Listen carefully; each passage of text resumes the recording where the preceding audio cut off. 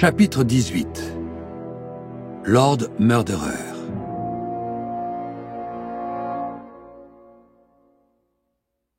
Malcolm n'aurait jamais pensé que le lit d'un fleuve, et même toute la campagne environnante, puissent disparaître sous les flots. Difficile de concevoir d'où venait toute cette eau. À un moment de la matinée, il laissa pendre sa main par-dessus bord, et porta un peu d'eau à sa bouche en s'attendant presque à lui trouver un léger goût salé, comme si le canal de Bristol se jetait dans Londres. Non, aucune trace de sel. Ce n'était pas de l'eau de mer et surtout ce n'était pas très bon. « Supposons que le fleuve ait son niveau normal et que tu rames jusqu'à Londres sans inondation, » dit Alice. « Il te faudrait combien de temps ?» Elle n'avait pas ouvert la bouche depuis qu'ils avaient quitté la pharmacie 2 heures plus tôt. « Je sais pas, ça fait une centaine de kilomètres, peut-être plus, à cause des méandres du fleuve, mais comme on aurait le courant avec nous, alors combien de temps ?»« Plusieurs jours. » Alice fit une grimace de dégoût. « Mais là, ça ira plus vite, » s'empressa d'ajouter Malcolm, « car le courant est plus fort. Regarde à quelle vitesse on dépasse ces arbres. » Au-dessus de l'eau se dressait le sommet d'une colline couronnée d'un groupe d'arbres, des chênes principalement, dont les branches nues offraient un visage sinistre sur le fond gris du ciel. Mais la belle sauvage avançait vite en effet, et moins d'une minute plus tard, la colline était déjà derrière eux. « Donc ça ne devrait pas être aussi long, » conclut-il. « Une journée peut-être. » Alice ne dit rien. Elle se pencha pour remonter les couvertures sur Lyra et dormait entre ses pieds, tellement emmitouflée que Malcolm distinguait seulement le haut de sa tête et l'éclat des ailes de Pantalémon, le papillon posé sur ses cheveux. « Comment elle va ?» s'enquit-il. « Bien, on dirait. » Asta était intriguée par Pan. Elle avait remarqué que celui-ci pouvait changer d'apparence pendant le sommeil de Lyra, alors que lui aussi dormait. Elle avait établi une théorie. Quand Pan était un papillon, cela voulait dire que Lyra rêvait, mais Malcolm restait sceptique. Évidemment, ni l'un ni l'autre n'avaient la moindre idée de ce qui se passait quand eux-mêmes dormaient. Ils savaient qu'Asta pouvait s'endormir sous l'aspect d'un animal et se réveiller dans la peau d'un autre, mais ils ne gardaient aucun souvenir de cette métamorphose. Cela faisait partie des questions que Malcolm aurait aimé poser à Alice, mais la crainte de subir son mépris abyssal le refroidissait. « Je suis sûr qu'elle rêve, » affirma Asta. « C'est qui, ça ?» s'exclama Alice. Elle tendait le doigt par-dessus l'épaule de Malcolm en regardant au loin. Il se retourna et entrevit, à peine visible dans l'atmosphère grise et humide, un homme dans un canot pneumatique qui ramait dans leur direction. « Je ne suis pas sûr, dit-il. Ça pourrait être... »« Oui, c'est lui. Son démon est à l'avant. Accélère !» Malcolm voyait que le canot était une embarcation peu maniable, pas aussi rapide et légère sur l'eau que la belle sauvage, loin de là, mais l'homme possédait des muscles d'adulte et il ramait avec une détermination rageuse. Malcolm donna de grands coups de pagaie pour faire avancer son canoë encore plus vite. Hélas, il ne put continuer longtemps à ce rythme, car il avait les épaules et les bras en feu, et même la poitrine et les hanches.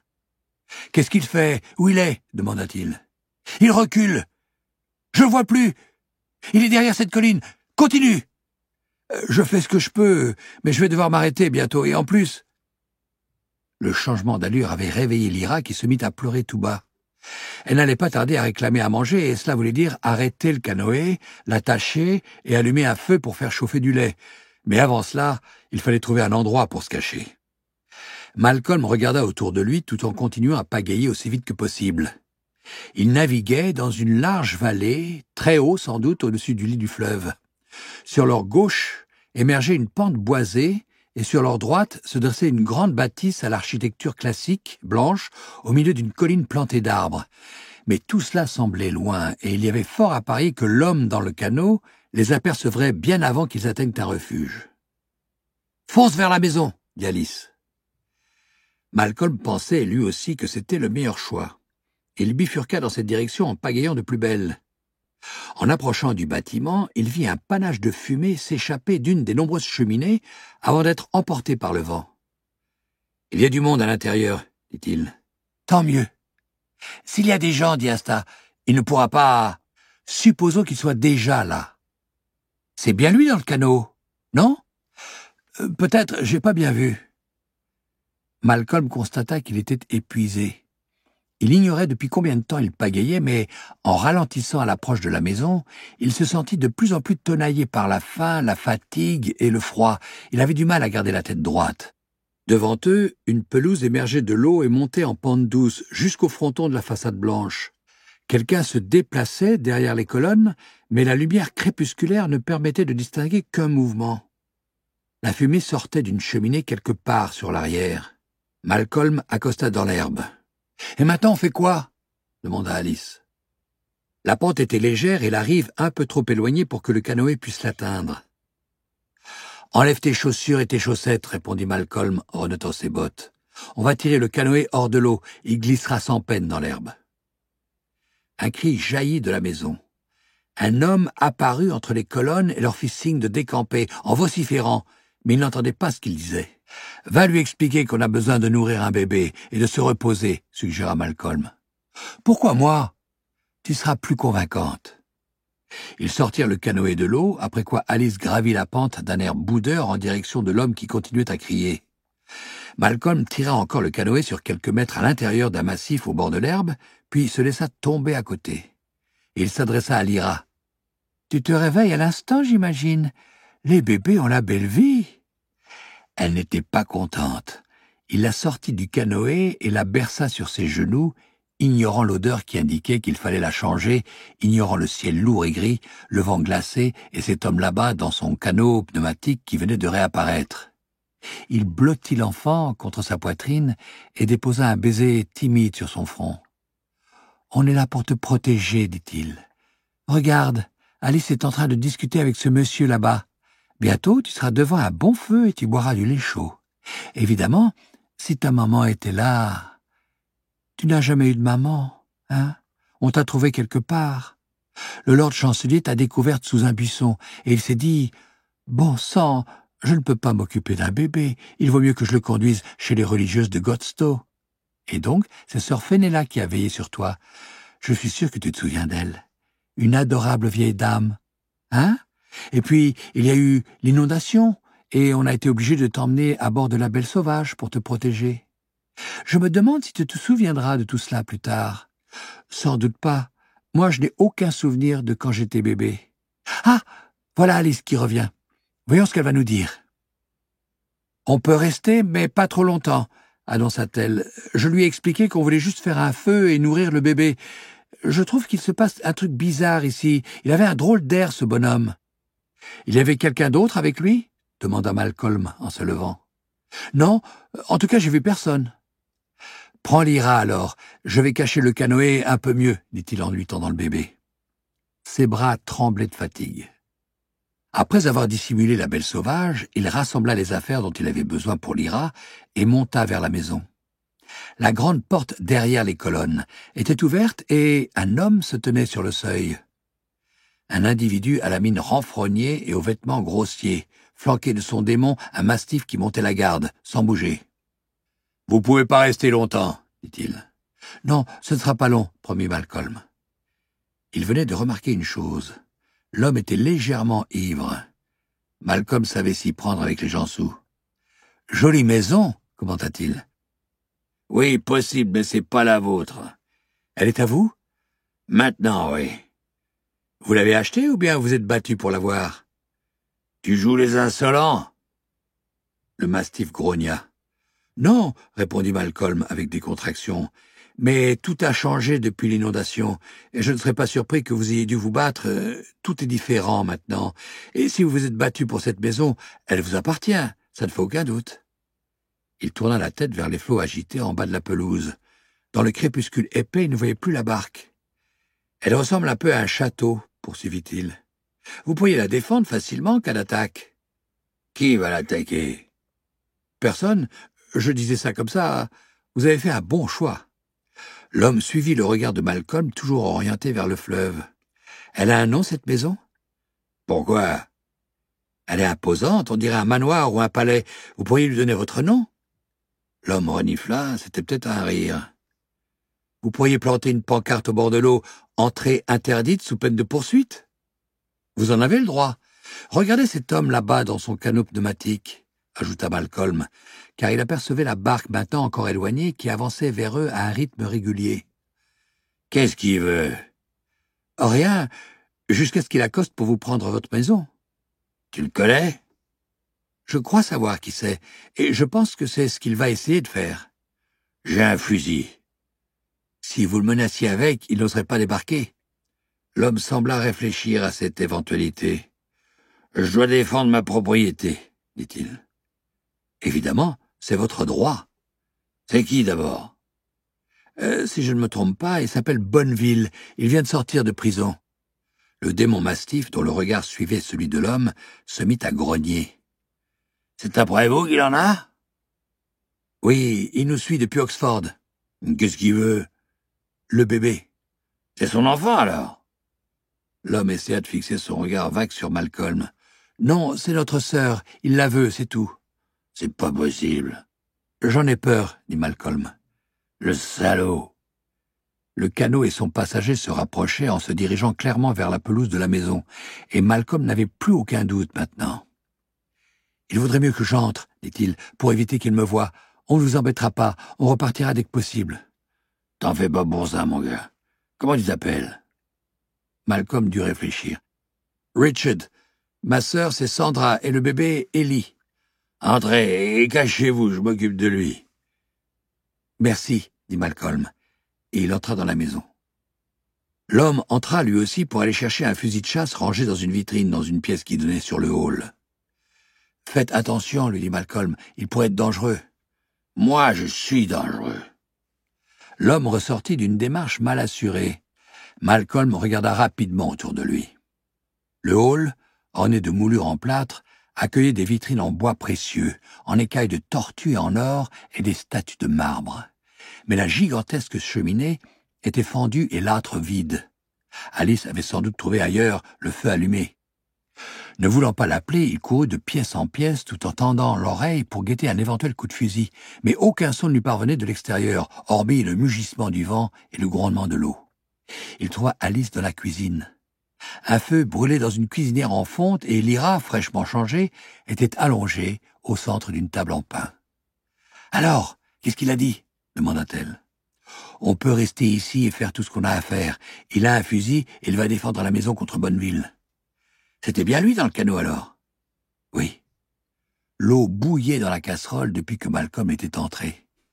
Alice l'ôta du feu pour la laisser refroidir. Il ramassa le biscuit qu'avait laissé tomber Lyra et le lui redonna. Elle le gratifia d'un gazouillis de plaisir. « Quand elle fait tomber son biscuit, tu devrais lui dire où il est, » expliqua-t-il à Pantalémon, qui se transforma aussitôt en Galago et le regarda avec ses yeux énormes, immobiles et silencieux. « Hé, Alice !» Regarde Pan. La jeune fille tourna brièvement la tête, indifférente. « Comment il fait pour ressembler à cet animal ?» s'étonna-t-il. « Il n'a jamais vu un... je ne sais pas quoi... alors, comment est-ce qu'il connaît... »« Qu'est-ce qu'on va faire si Bonneville réussit à se débarrasser de ce bonhomme ?» demanda Alice d'une voix tranchante et haut perché. « On se cache, et ensuite, on se sauve. » L'expression d'Alice montrait bien ce qu'elle pensait de ce plan. « Va voir ce qui se passe, dit-elle, sans qu'il te voie. » Malcolm parcourut sur la pointe des pieds le couloir qui menait au hall. Il s'arrêta juste avant, dans l'ombre du mur, et tendit l'oreille. Comme il n'entendait rien, il risqua un coup d'œil dans le hall. Vide. Et maintenant? Aucun bruit de voix, et encore moins de coups de feu. Peut-être discutait-il au bord de l'eau, songea-t-il. Gardant le dos plaqué au mur, il traversa en silence le sol de marbre vers les grandes fenêtres. Mais Asta, sous la forme d'un papillon de nuit, le devança, et Malcolm ressentit un choc violent quand son démon vit quelque chose au-dehors et retomba dans sa main. L'homme gisait dans l'herbe, la tête et les bras plongés dans l'eau, à côté du canot de Bonneville. Il ne bougeait pas. Bonneville, lui, avait disparu. Le fusil aussi. Pris de panique, Malcolm s'approcha de la fenêtre, imprudemment, pour regarder de tous les côtés. Les seuls mouvements étaient le balancement du canot pneumatique, attaché à un bâton planté dans le sol mou par Bonneville, et celui de la partie supérieure du corps de l'homme. Difficile à dire à cause de la faible lumière grise, mais Malcolm croyait voir un filet écarlate s'échapper dans le courant, au niveau de la gorge. Il colla son front au carreau pour scruter l'endroit où il avait caché la belle sauvage. Autant qu'il puisse en juger, personne n'avait dérangé les buissons. L'homme s'était rendu dans cette pièce, là-bas, au bout du couloir, pour prendre le fusil, mais Malcolm ne savait pas charger ni utiliser un fusil de chasse, même si... Il regagna la cuisine en courant. Alice versait le lait en poudre dans le biberon de Lyra. « Qu'est-ce qui se passe ?»« Chut !»« Bonneville a tué l'homme et pris son arme. Je ne sais pas où il est passé. »« Quelle arme ?» demanda-t-elle affolée. « Il avait un fusil de chasse. Je te l'ai dit, il voulait défendre sa maison, et maintenant Bonneville a son fusil et il l'a tué. Il est couché dans l'eau. » Malcolm jetait des regards affolés autour de lui, en haletant de peur. Il avisait un gros anneau de fer fixé à une trappe en bois. Ses forces décuplées par la panique, il la souleva d'un coup. Une volée de marches s'enfonçait dans une profonde obscurité. « Il y a des bougies là-bas sur l'étagère !» dit Alice en prenant Lyra et son biberon dans les bras, cherchant du regard autour d'elle ce qui pouvait les trahir, mais il y avait trop de choses à emporter. Malcolm fonça vers l'étagère sur laquelle il trouva aussi une boîte d'allumettes. « Passe la première, dit-il. Je refermerai la trappe derrière moi. » Alice descendit avec prudence de l'obscurité. Lyra gigotait dans ses bras et pantalément poussait de petits couinements d'oiseaux effrayés. Asta voltigea jusqu'à lui et se percha sur la couverture de Lyra pour émettre des roucoulements apaisants. De son côté, Malcolm se débattait avec la trappe. Il y avait une poignée en corde à l'intérieur, mais les charnières étaient grippées et dures à actionner. Enfin, il parvint à la faire basculer vers lui et la laissa retomber aussi silencieusement que possible. La séparation d'avec son démon commençait à se faire douloureusement sentir. Ses mains tremblaient et son cœur s'élançait. « Ne va pas plus loin, » murmura-t-il à Alice. « Pourquoi ?»« Démon !» Elle comprit et remonta d'une marche pendant qu'il essayait d'enflammer une allumette. Dès qu'il eut allumé une bougie, Asta revint vers lui car la petite flamme dansante suffisait à distraire Lyra. Éclairée par cette lueur, Alice atteignit le sol de la cave. « Tout va bien, ma petite chérie, ne fais pas de bruit. » chuchota-t-elle à l'oreille de Lyra et elle s'assit sur la terre froide en s'adossant au mur. Un bruit de succion se fit entendre presque immédiatement et le démon d'Alice, transformé en corbeau, vint se poser près de Pan le poussin dont les gazouillis inquiets cessèrent aussitôt. Malcolm s'assit sur la première marche. Il regarda autour de lui. Ils étaient dans une réserve qui servait à stocker des légumes, des sacs de riz et d'autres denrées de ce type, relativement sèches mais glaciales. La cave se poursuivait au-delà d'une arche basse. D'une voix tremblante, Alice dit « Il lui suffit de placer un truc très lourd sur la trappe et... »« N'y pense pas, ça ne sert à rien. Je vais aller voir où mène ce passage. Il y a forcément une autre entrée. »« Pourquoi ?»« Une cave. C'est l'endroit où les gens conservent le vin. Et quand ils envoient le majordome chercher quelques bouteilles de Bordeaux ou je ne sais quoi, il ne va pas se débattre avec la trappe et risquer de se briser le cou en descendant ses marches dans le noir. Il y a donc un vrai escalier quelque part et... Chut !» Malcolm se figea, en essayant de masquer sa peur. Des pas se déplaçaient au-dessus de leur tête avec nonchalance. Arrivés au fond de la cuisine, ils s'arrêtèrent et repartirent en sens inverse, avant de s'arrêter de nouveau près de la trappe. Le silence revint pendant 1 minute, brisé par le bruit d'une chaise en bois que l'on traîne. Rien d'autre. Malcolm et Alice ne pouvaient dire si Bonneville l'avait posée sur la trappe ou simplement déplacée avant de repartir. Une autre minute s'écoula, puis encore une autre. Avec la plus grande prudence, Malcolm se leva et avança d'un pas. Il fixa la bougie allumée à côté d'Alice dans le sol en terre battue pour l'empêcher de tomber, et passa sous l'arche, à pas feutrés, afin d'explorer l'autre section de la cave. Il alluma une deuxième bougie. C'était encore une réserve, destinée non pas aux aliments, mais aux meubles indésirables. Sans s'y attarder, il franchit l'arche suivante. La troisième salle s'achevait par une épaisse porte en bois, dotée d'énormes gonds en fer et d'une serrure grosse comme un dictionnaire. Aucune clé n'était accrochée à proximité et rien ne permettait de deviner si la porte était verrouillée, même en l'examinant de près. Soudain, une voix se fit entendre de l'autre côté. C'était Bonneville. Asta, perché sur l'épaule de Malcolm sous la forme d'un lémurien, manqua de s'évanouir. Il la retint et la serra contre lui. « Eh bien, Malcolm, » dit Bonneville d'un ton plein d'assurance, « nous voilà chacun d'un côté d'une porte dont aucun de nous deux n'a la clé. Du moins, moi je ne l'ai pas et je suppose que toi non plus. Sinon tu l'aurais déjà ouverte pour filer, n'est-ce pas? Ce qui aurait été très fâcheux pour toi. » Malcolm avait failli lâcher la bougie sous l'effet de la stupeur. Son cœur battait comme les ailes d'un oiseau pris au piège, et Asta le lémurien se transforma très vite en papillon, puis en corbeau, avant de reprendre l'apparence d'un lémurien, accroupi sur l'épaule de Malcolm, ses gros yeux fixés sur la serrure.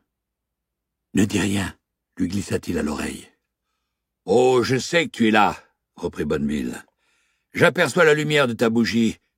Je vous ai vu accoster ici, et je vous ai vu discuter sur la terrasse avec Feu, notre hôte. Au fait, sais-tu que nous sommes sur une île?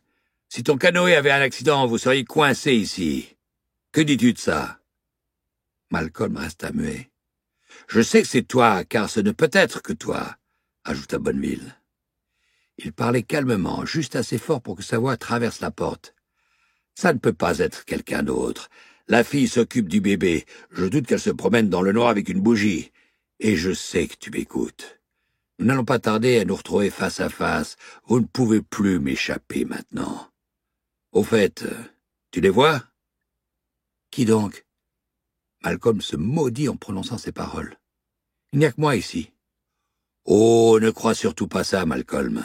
Tu n'es jamais seul. »« Il y a mon démon. » Je ne parlais pas d'elle. Toi et ton démon, vous êtes la même personne, naturellement. Je parle de quelqu'un d'autre. De qui? Je ne sais pas par où commencer. Tout d'abord, sache qu'il existe des esprits de l'air et de la terre. Une fois que tu auras appris à les voir, tu t'apercevras que le monde en est rempli, et dans les endroits maléfiques comme celui-ci, on trouve des cauchemars de toutes sortes. Sais-tu ce qui se passait ici autrefois, Malcolm? Non, répondit Malcolm, qui n'avait aucune envie de savoir. C'est dans cette maison que Lord Murdstone a mené ses victimes, dit Bonneville. As-tu déjà entendu ce nom? On le surnommait Lord Murderer, c'est-à-dire le meurtrier. Ce n'est pas si vieux que ça, d'ailleurs. Le cœur de Malcolm cognait douloureusement dans sa poitrine. Il avait du mal à s'exprimer. Cette maison lui appartenait? Il pouvait y faire ce qu'il voulait, répondit la voix sombre à travers la porte.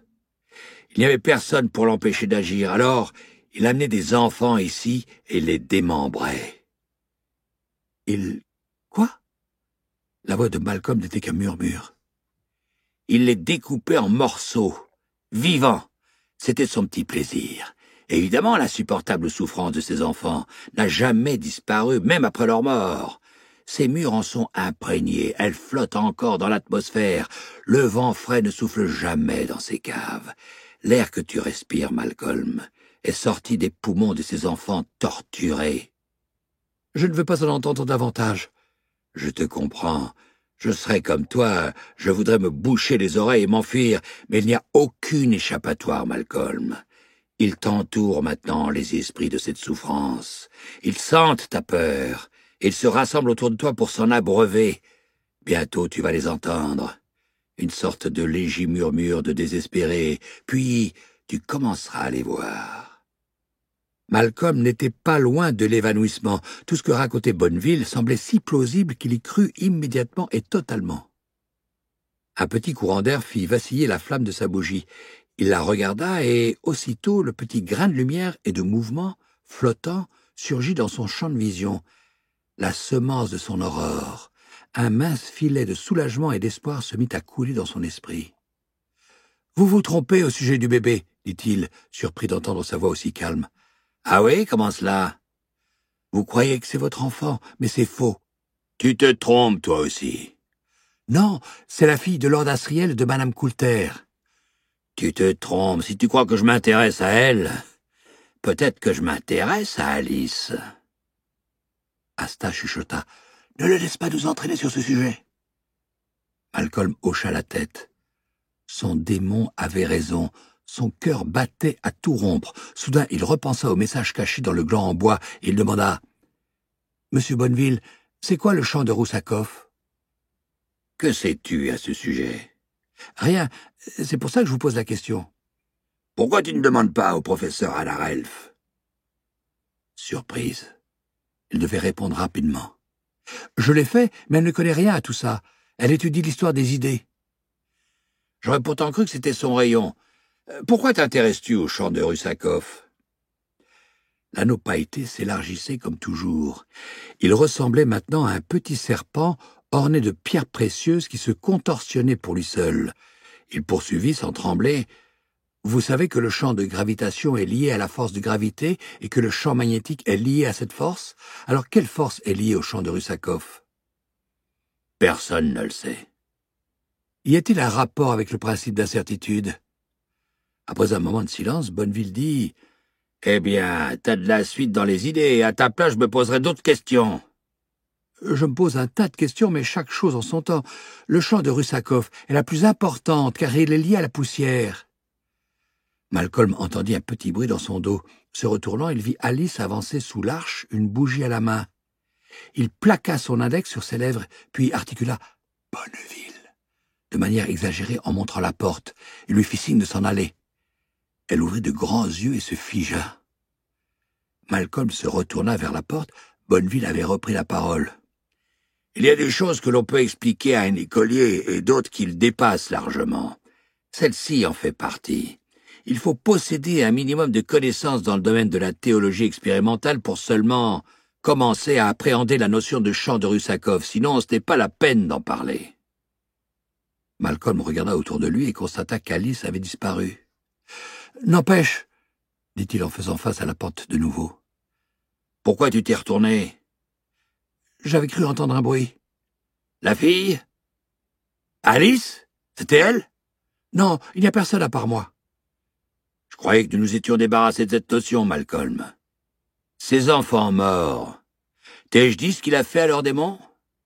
C'était une idée très ingénieuse. » Malcolm se retourna en tenant la bougie à deux mains et rebroussa chemin dans la cave qui, bien qu'il ait réussi à détourner l'attention de l'homme, et malgré son aurore qui scintillait maintenant à la périphérie de son champ de vision, pullulait encore d'horreurs presque visibles.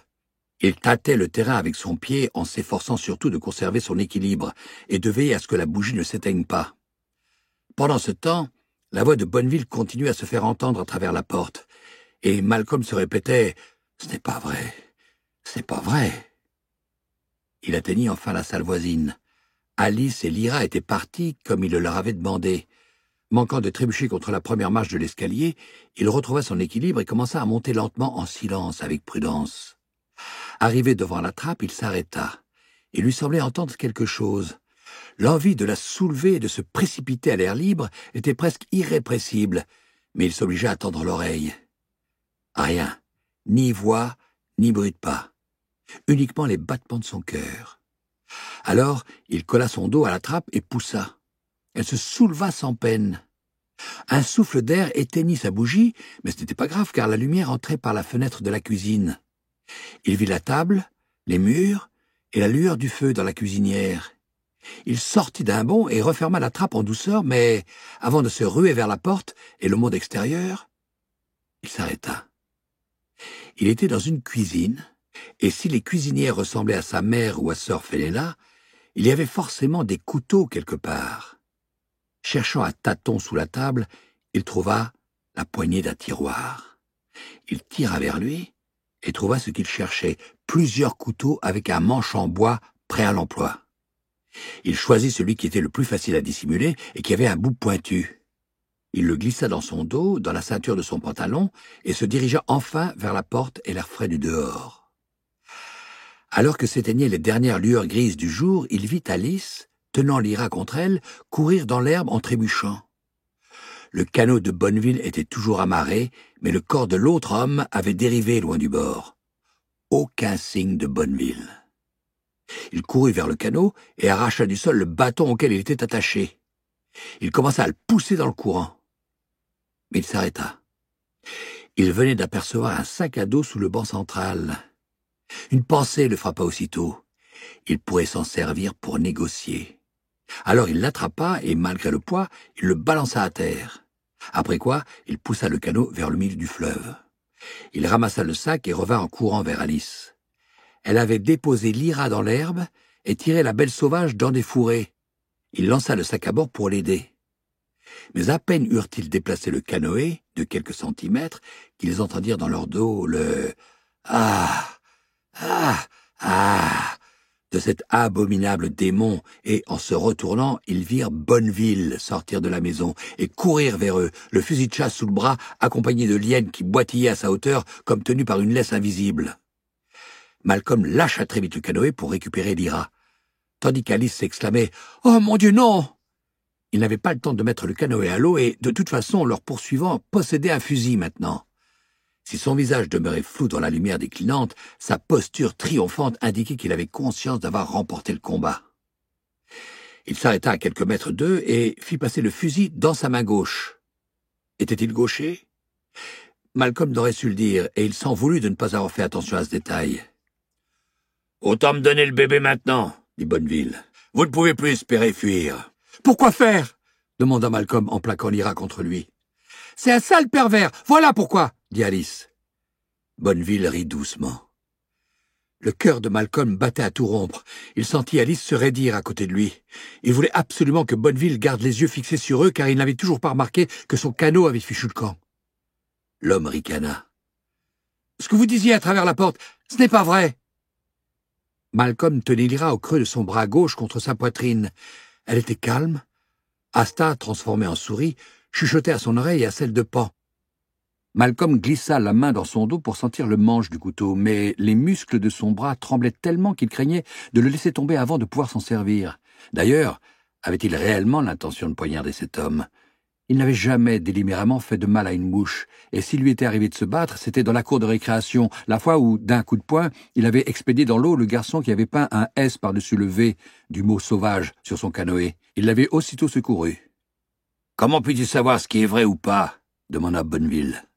« Votre voix change quand vous mentez, » dit Malcolm. Il cherchait toujours le couteau, espérant que Bonneville ne le voyait pas bouger. « Oh, tu crois ce genre de choses. Je parie que tu crois aussi que la dernière image que voit une personne avant de mourir reste imprimée sur sa rétine. » Malcolm trouva le manche du couteau. « Non, je ne crois pas ça. Mais pourquoi voulez-vous Lyra? Qu'avez-vous l'intention de faire avec elle? »« C'est ma fille. Je veux lui offrir une éducation décente. »« Non, ce n'est pas votre fille. Il faut nous donner une meilleure raison que ça. »« Soit. Je vais la faire griller et la manger. Tu n'imagines pas combien c'est délicieux. » Alice lui cracha dessus.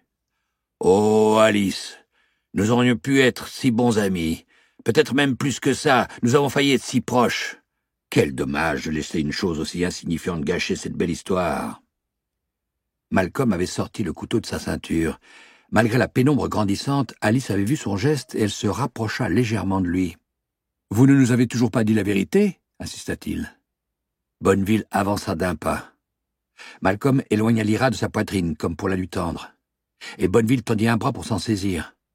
Dès qu'il fut suffisamment prêt, Malcolm fit pivoter sa main droite et planta le couteau de toutes ses forces dans la cuisse de l'homme. La partie la plus proche.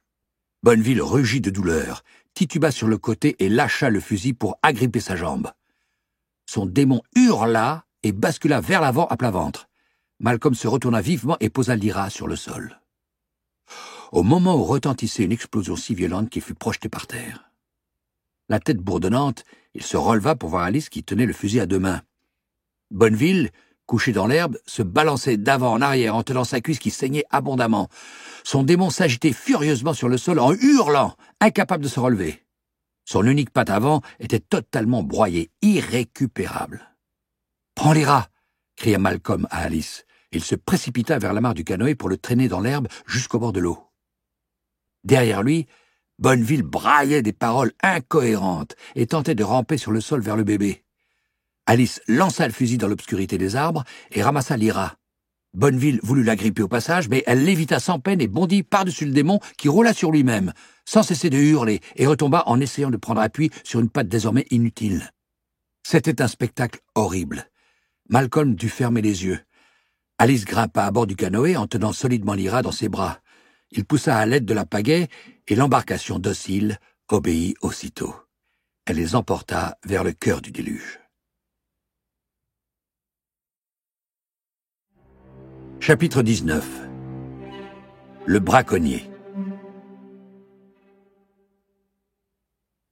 Des nuages noirs planaient au-dessus de leur tête, mais derrière brillait une lune presque pleine qui conférait un léger éclat à la totalité du ciel.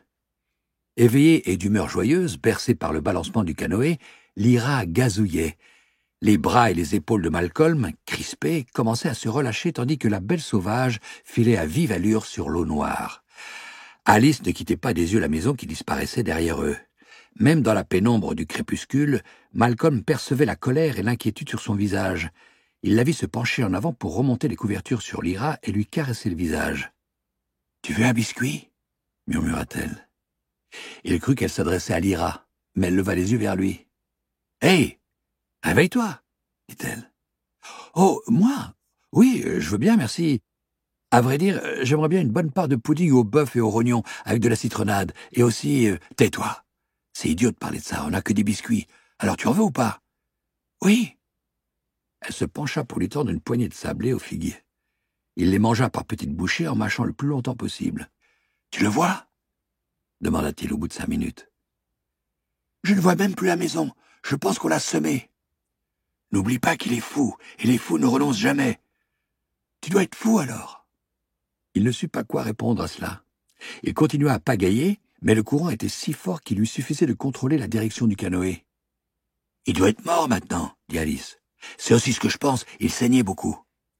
Je crois qu'il y a une artère à cet endroit dans la jambe, et ce démon, il ne survivra pas, c'est certain, ils ne pourront plus se déplacer ni l'un ni l'autre. Espérons qu'ils sont vraiment morts alors. » Les nuages s'écartaient de temps en temps pour laisser apparaître la lune, si brillante que Malcolm devait presque se protéger les yeux. Alice se redressa et scruta avec une intensité redoublée la surface du fleuve derrière eux. De son côté, Malcolm jetait des coups d'œil à droite et à gauche en quête d'un endroit pour accoster et se reposer, mais seuls quelques groupes d'arbres dénudés se dressaient hors de l'eau bouillonnante. Il avait l'impression d'avoir dépassé le stade de l'épuisement pour pénétrer dans une sorte de transe, et que les minutes s'écoulaient sans que son esprit rêveur exerce la moindre influence sur les gestes de son corps endormi. Le seul bruit était le souffle du vent et le grondement des flots, hormis le bourdonnement d'un insecte intermittent. L'inondation avait sans doute provoqué une invasion. « Il faut protéger Lyra des moustiques et autres bestioles, » dit-il. « Quels moustiques ?» répondit Alice. « Il fait beaucoup trop froid. »« J'en entends un. »« C'est pas un moustique, » rétorqua-t-elle d'un ton méprisant, et, d'un mouvement de tête, elle montra quelque chose derrière lui. Malcolm se retourna. Les gros nuages gris s'étaient écartés à coups de coude et la lune éclairait toute la surface du fleuve, et dans ce vide immense, une seule chose se déplaçait avec détermination. Une vedette à moteur, loin derrière. S'il l'apercevait, c'était grâce au projecteur installé à l'avant, mais elle se rapprochait de minute en minute. « C'est lui ?» demanda-t-il. « Impossible, il n'avait pas de bateau à moteur, et celui-ci c'est un gros. Ils ne nous ont pas encore vus. Comment tu le sais ? Leurs projecteurs balaient le fleuve dans tous les sens, et ils iraient beaucoup plus vite s'ils voulaient nous rattraper. Mais il faut se cacher, car ils vont finir par nous repérer s'ils approchent encore. » Le dos voûté, il pagaya plus vite même si chaque os, chaque muscle de son corps le faisait souffrir, et s'il avait envie de pleurer de fatigue. Il s'en serait voulu de pleurer devant Lyra, car pour elle, il était grand et fort, et elle serait effrayée de voir qu'il avait peur lui aussi, du moins le pensait-il. Alors, il serra les dents et continua d'enfoncer la pagaie dans l'eau malgré ses muscles tremblants, et il s'efforça d'ignorer le vrombissement du moteur devenu permanent et tout à fait audible. Le fleuve les entraînait vers une zone vallonnée et boisée. Les collines étaient plus proches les unes des autres et certains arbres couverts de feuilles persistantes. Les nuages se rassemblèrent de nouveau devant la lune, plongeant le paysage dans l'obscurité. « Je ne les vois plus, » dit Alice. « Ils ont disparu derrière ce petit bois. Non, les revoilà. Ils sont à quelle distance, d'après toi? Ils vont nous rattraper dans 5 minutes. Je vais accoster. Pourquoi? Sur l'eau, ils peuvent nous faire chavirer. Sur terre, on a une chance.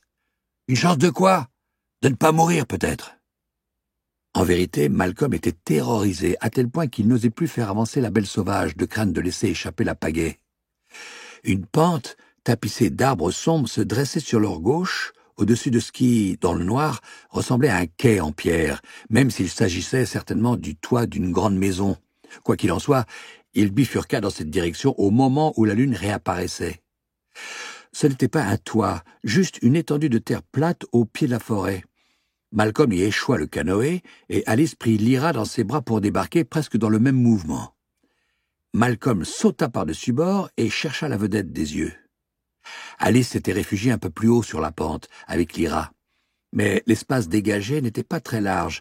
Des chênes verts aux branches serrées et aux feuilles hérissées de piquants les encerclaient de toutes parts. Serrant le bébé contre elle, elle guettait la vedette, en se balançant nerveusement d'un pied sur l'autre, parcourue de frissons, la respiration haletante. Un petit gémissement montait du fond de sa gorge. Malcolm n'avait jamais eu autant de mal à se déplacer. Tous ses muscles tremblaient. Il leva les yeux vers les arbres touffus, plus sombres que le ciel. La lune brillait d'un éclat impitoyable, incapable malgré tout de pénétrer la voûte des feuilles. Il hissa la belle sauvage sur le sol caillouteux jusqu'à l'ombre des arbres, juste au moment où le faisceau du projecteur apparaissait derrière un bosquet à une centaine de mètres de là. « Ne bouge pas, dit-il. Reste totalement immobile. »« Tu me prends pour une idiote ?» répliqua Alice tout bas. Soudain, la lumière se posa pile sur eux, aveuglante. Malcolm ferma les yeux et se figea. Il entendait Alice murmurer des paroles apaisantes à l'oreille de Lyra pour l'empêcher de pleurer. Puis le faisceau s'éloigna et la vedette poursuivit son chemin. À cet instant, la peur que Malcolm refoulait depuis qu'il avait poignardé Bonneville remonta à la surface, l'obligeant à se pencher en avant pour vomir. « Ne t'inquiète pas, lui dit Alice.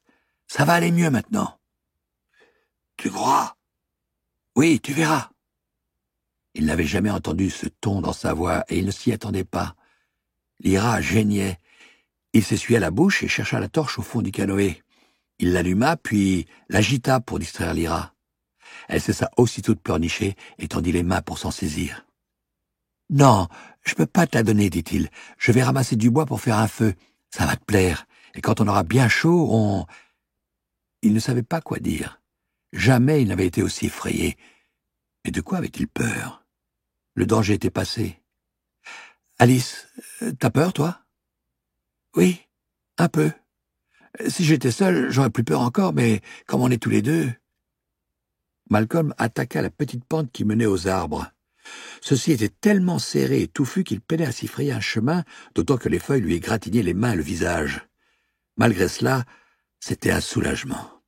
Toute activité, n'importe laquelle, lui procurerait un soulagement. Les branches mortes abondaient sur le sol et il ne tarda pas à en récolter une brassée. Mais en émergeant des bois, il trouva Alice debout, dans tous ses états. « Qu'y a-t-il ? Ils reviennent !» Elle tendit le doigt dans la direction d'où ils venaient. Une lumière brillait à la surface de l'eau, le projecteur, et bien que le bateau soit encore assez loin, il s'agissait visiblement d'une embarcation officielle appartenant à la police ou au CDC. Et elle cherchait quelque chose ou quelqu'un. Elle s'approchait d'eux, pas très vite, mais inexorablement.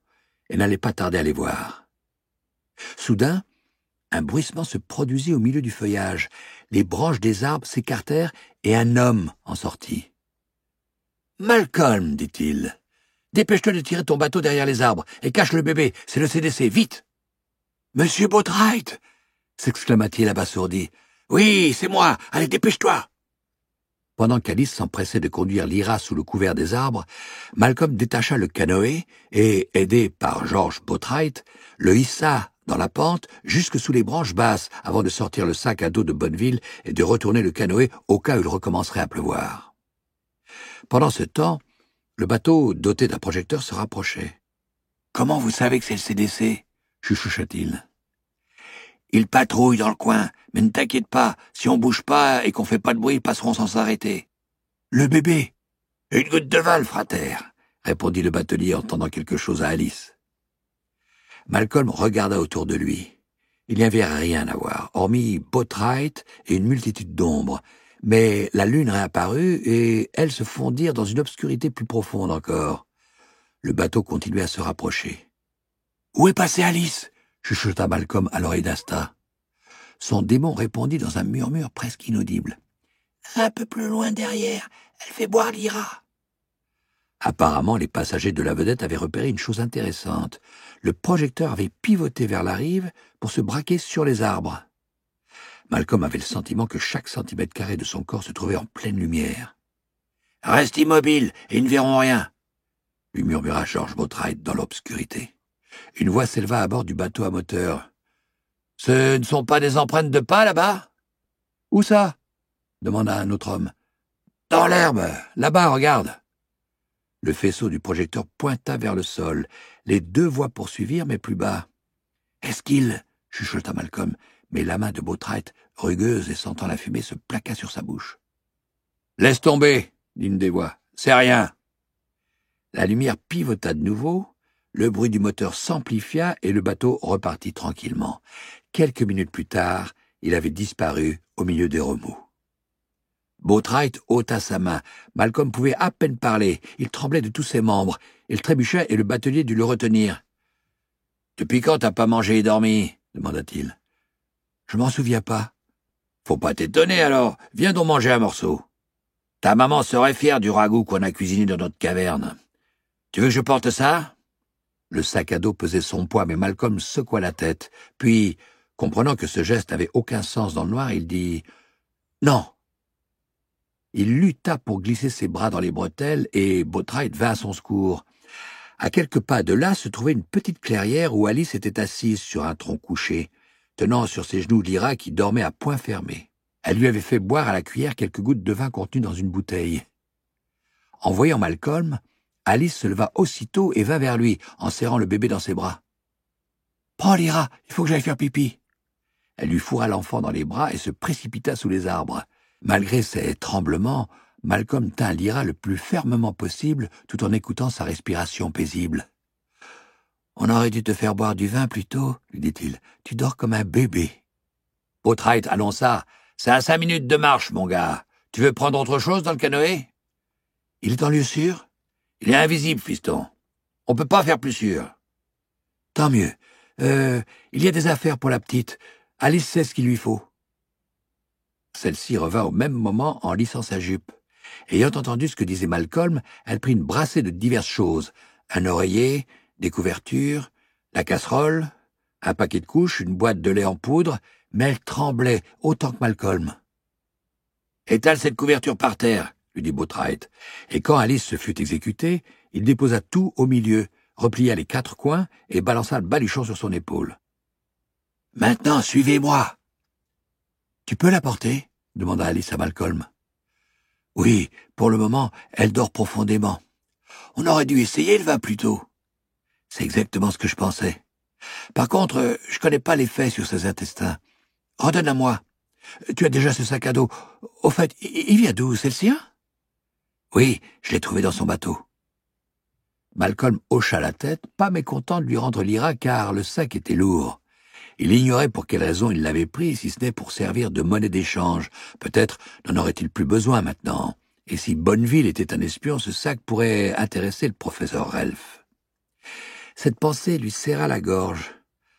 Ah, ces après-midi passés dans la maison d'Ouillette, bien au chaud à discuter de livres, à l'écouter parler de l'histoire des idées. Et maintenant, peut-être, était-il condamné à demeurer un fugitif jusqu'à la fin de sa vie, un hors-la-loi, comme M. Botwright. Tant que durerait l'inondation, que tout serait sans dessus-dessous, pas de problème. Mais quand l'eau refluirait, quand la vie normale émergerait, non, la vie ne serait plus jamais normale. Sans danger. Après quelques minutes de marche, en effet, ils atteignirent une vaste clairière, devant un rocher qui jaillissait du sol. Dans l'éclat argenté de la lune, qui avait refait son apparition, ils distinguèrent l'entrée d'une caverne à moitié masquée par les buissons. La fumée d'un feu s'en échappait, accompagnée de délicieuses odeurs de viande et de sauce et de quelques voix. M. Botwright souleva une toile épaisse et la tint levée pour laisser entrer Malcolm et Alice. À cet instant, toutes les conversations cessèrent. Dans la lumière d'une lanterne, ils découvrirent une demi-douzaine de personnes, des hommes, des femmes et 2 enfants assis sur des caisses en bois et mangeant dans des assiettes en fer blanc. Près du feu se trouvait une femme, corpulente, que Malcolm reconnut aussitôt. Madame Botwright. Elle vit d'abord Alice et s'exclama « Alice Parslow! C'est bien toi? Je connais ta maman. Et toi, tu es Malcolm Polstead de la truite. Ça, par exemple, que se passe-t-il, George ?» Le batelier répondit « Ce sont des survivants de l'inondation. »« Vous pouvez m'appeler Audrey, » dit la femme en se levant. « Et lui, ou elle, c'est qui ?»« Elle, » répondit Malcolm. « Lyra. »« Il faut changer sa couche. Il y a de l'eau chaude là-bas. Vous avez à manger pour elle? Il lui faut du lait en poudre, j'imagine. Oh, vous en avez, très bien.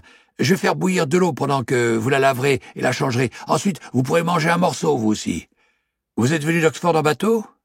Vous devez être épuisé. Quand vous aurez le ventre plein, vous dormirez. »« Où on est ?» demanda Malcolm.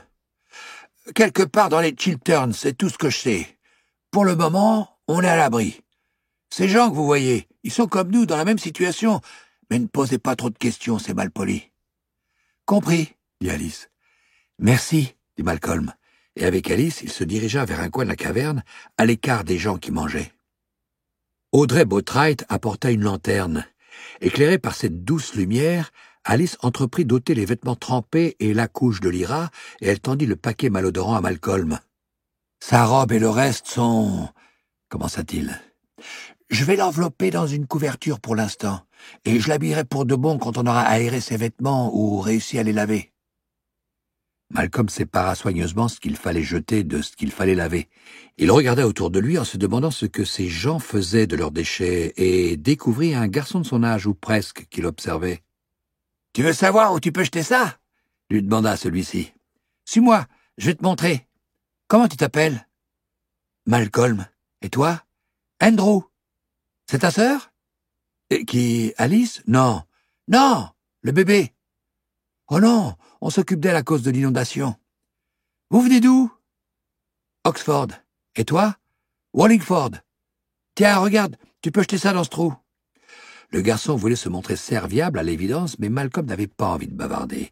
Il ne voulait qu'une seule chose, dormir. Toutefois, partant du principe qu'il fallait éviter de se faire des ennemis, il échangea quelques paroles avec Andrew, tandis qu'il revenait vers la caverne. « Tu es ici avec tes parents ?» demanda-t-il. « Non, juste avec ma tante. »« Vous avez été inondé ?»« Ouais. Dans notre rue, un tas de gens sont morts noyés. Je parie qu'il n'y a pas eu un déluge pareil depuis Noé. »« Oui, ça m'étonnerait pas. Mais à mon avis, ça va pas durer longtemps. 40 jours et 40 nuits.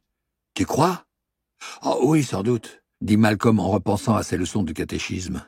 « Le bébé, c'est quoi son nom ?»« Lyra. »« Lyra ? Et la fille, c'est qui ? Tu m'as dit qu'elle s'appelait Alice. »« Une amie, c'est tout. Merci de m'avoir montré le trou pour les ordures. Bonne nuit. »« Oh, bonne nuit, » dit Andrew un peu froissé. Alice était en train de nourrir Lyra. Assise dans la lumière de la lanterne, elle semblait épuisée. Audrey Botwright leur apporta 2 assiettes en fer blanc, remplies de ragoût et de pommes de terre fumant. « Donne-la-moi, » dit-elle. « Je vais m'en occuper. T'as besoin de manger. » Alice lui tendit l'enfant sans un mot et se mit à manger, comme l'avait déjà fait Malcolm. Jamais il n'avait eu aussi faim, jamais il n'avait éprouvé un tel plaisir en mangeant, pas même dans la cuisine de sa mère. À peine eut-il terminé son assiette que ses yeux se fermèrent. Malgré tout, il se força à demeurer éveillé pour reprendre Lyra à Audrey, qui lui tapotait le dos, et la déposer près d'Alice, déjà allongée en chien de fusil sur le sol. « Tiens !»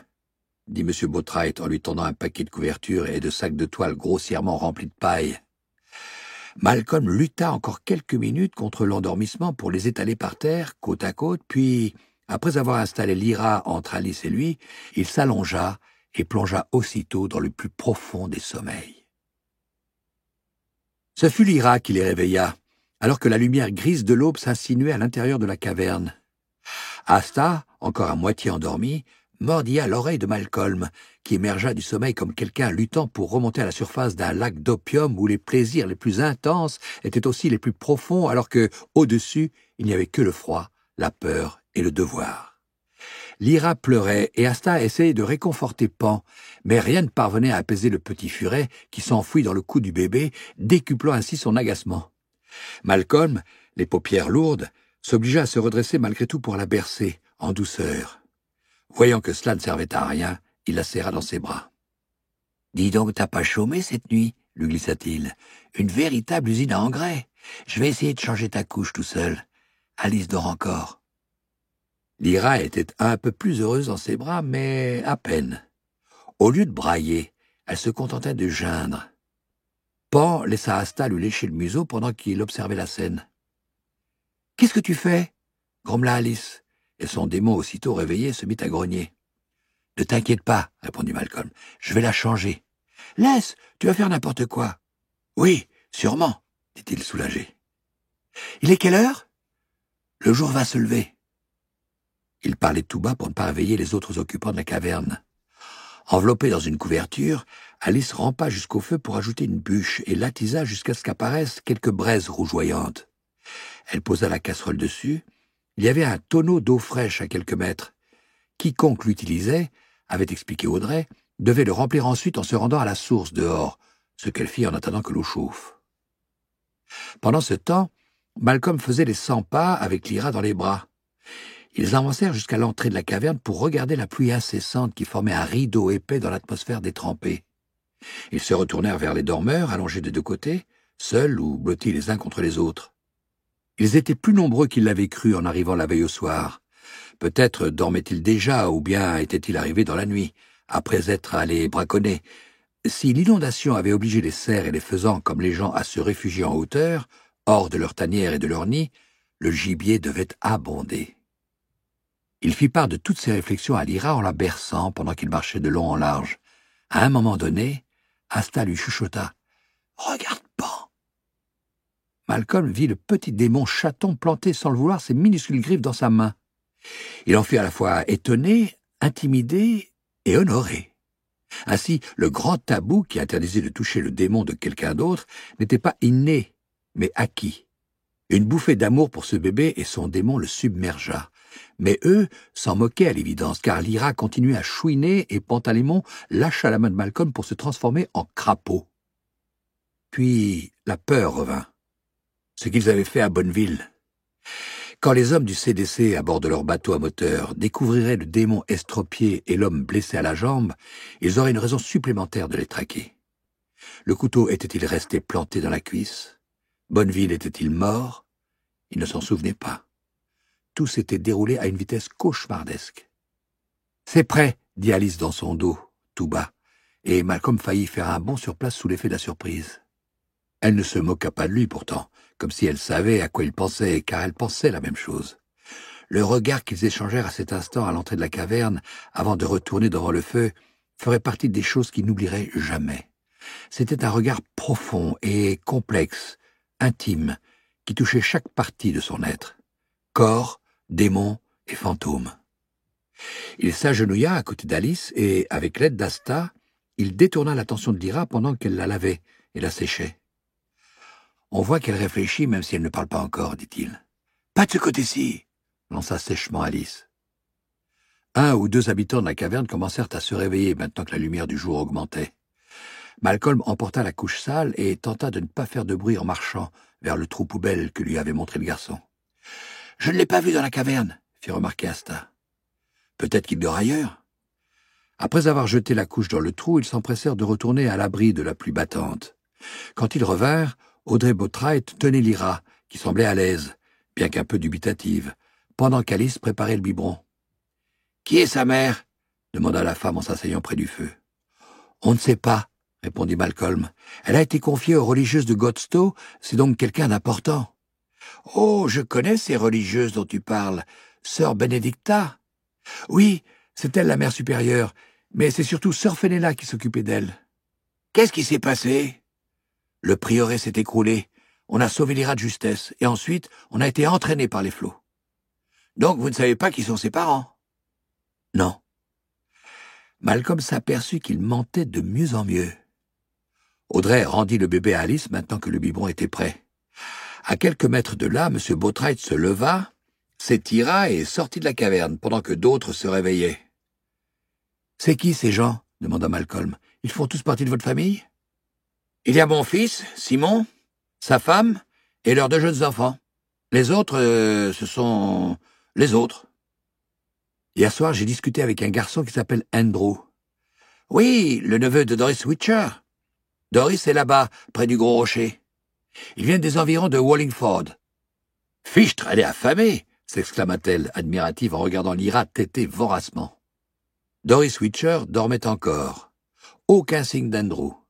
« On ne va pas rester longtemps, je pense, » dit Malcolm. « Juste le temps que la pluie cesse. »« Vous pouvez rester aussi longtemps que nécessaire. Vous êtes en sécurité ici. Nul ne connaît l'existence de cet endroit. Certains d'entre nous ont des raisons d'être méfiants, et on n'a encore perdu personne pour l'instant. » M. Botwright revint avec un poulet mort. « Tu sais plumer une volaille, Malcolm ?» lança-t-il. Il se trouvait que oui, car il avait observé sœur Fénéla dans la cuisine du prieuré, et il l'avait fait 1 ou 2 fois dans celle de sa mère. Il prit le poulet, un spécimen décharné, et se mit au travail pendant que M. Botwright s'agenouillait devant le feu, et l'attisait pour allumer sa pipe avec des braises. « Qu'est-ce qu'ils ont dit quand j'ai disparu » demanda-t-il. « Quelqu'un a deviné où j'avais fichu le corps ?»« Non, » répondit Malcolm. « Ils ont tous dit que vous étiez le seul qui avait réussi à échapper au CDC. Les agents sont revenus à l'auberge le lendemain pour poser un tas de questions, mais personne n'a répondu, sauf quelques clients qui ont dit que vous possédiez des pouvoirs maléfiques, du style devenir invisible, et que le CDC n'avait aucune chance de vous retrouver un jour. » Le batelier rit si fort qu'il dut ôter sa pipe de sa bouche. « Tu entends, Audrey? Invisible !»« J'aimerais mieux qu'on ne puisse pas t'entendre parfois, » rétorqua sa femme. « À vrai dire, je m'attendais à quelque chose de ce genre. Faut toujours prévoir une échappatoire où que vous soyez. Il faut être prêt à fuir, et le moment venu, ne pas hésiter une seule seconde. Pas vrai, Audrey? On avait tout prévu, et on a fichu le camp le soir même où ces sales individus ont débarqué à la truite. »« Vous êtes venu directement ici ?»« Si on peut dire. Il existe des chemins et des refuges cachés dans toutes les forêts de l'Oxfordshire, du Gloucestershire, du Berkshire et au-delà. Vous pourriez aller de Bristol à Londres en empruntant des chemins secrets sans que personne le sache. » « Qu'est-ce qui s'est passé quand il y a eu l'inondation ?»« On a grimpé plus haut, voilà tout. Cet endroit ici, c'est le point le plus élevé du Berkshire. On connaît tous les raccourcis, tous les passages plus ou moins profonds. Si on décide de filer, ils ne nous retrouveront jamais. Et l'eau est de notre côté. » « Je ne comprends pas, » avoua Malcolm en retournant le poulet.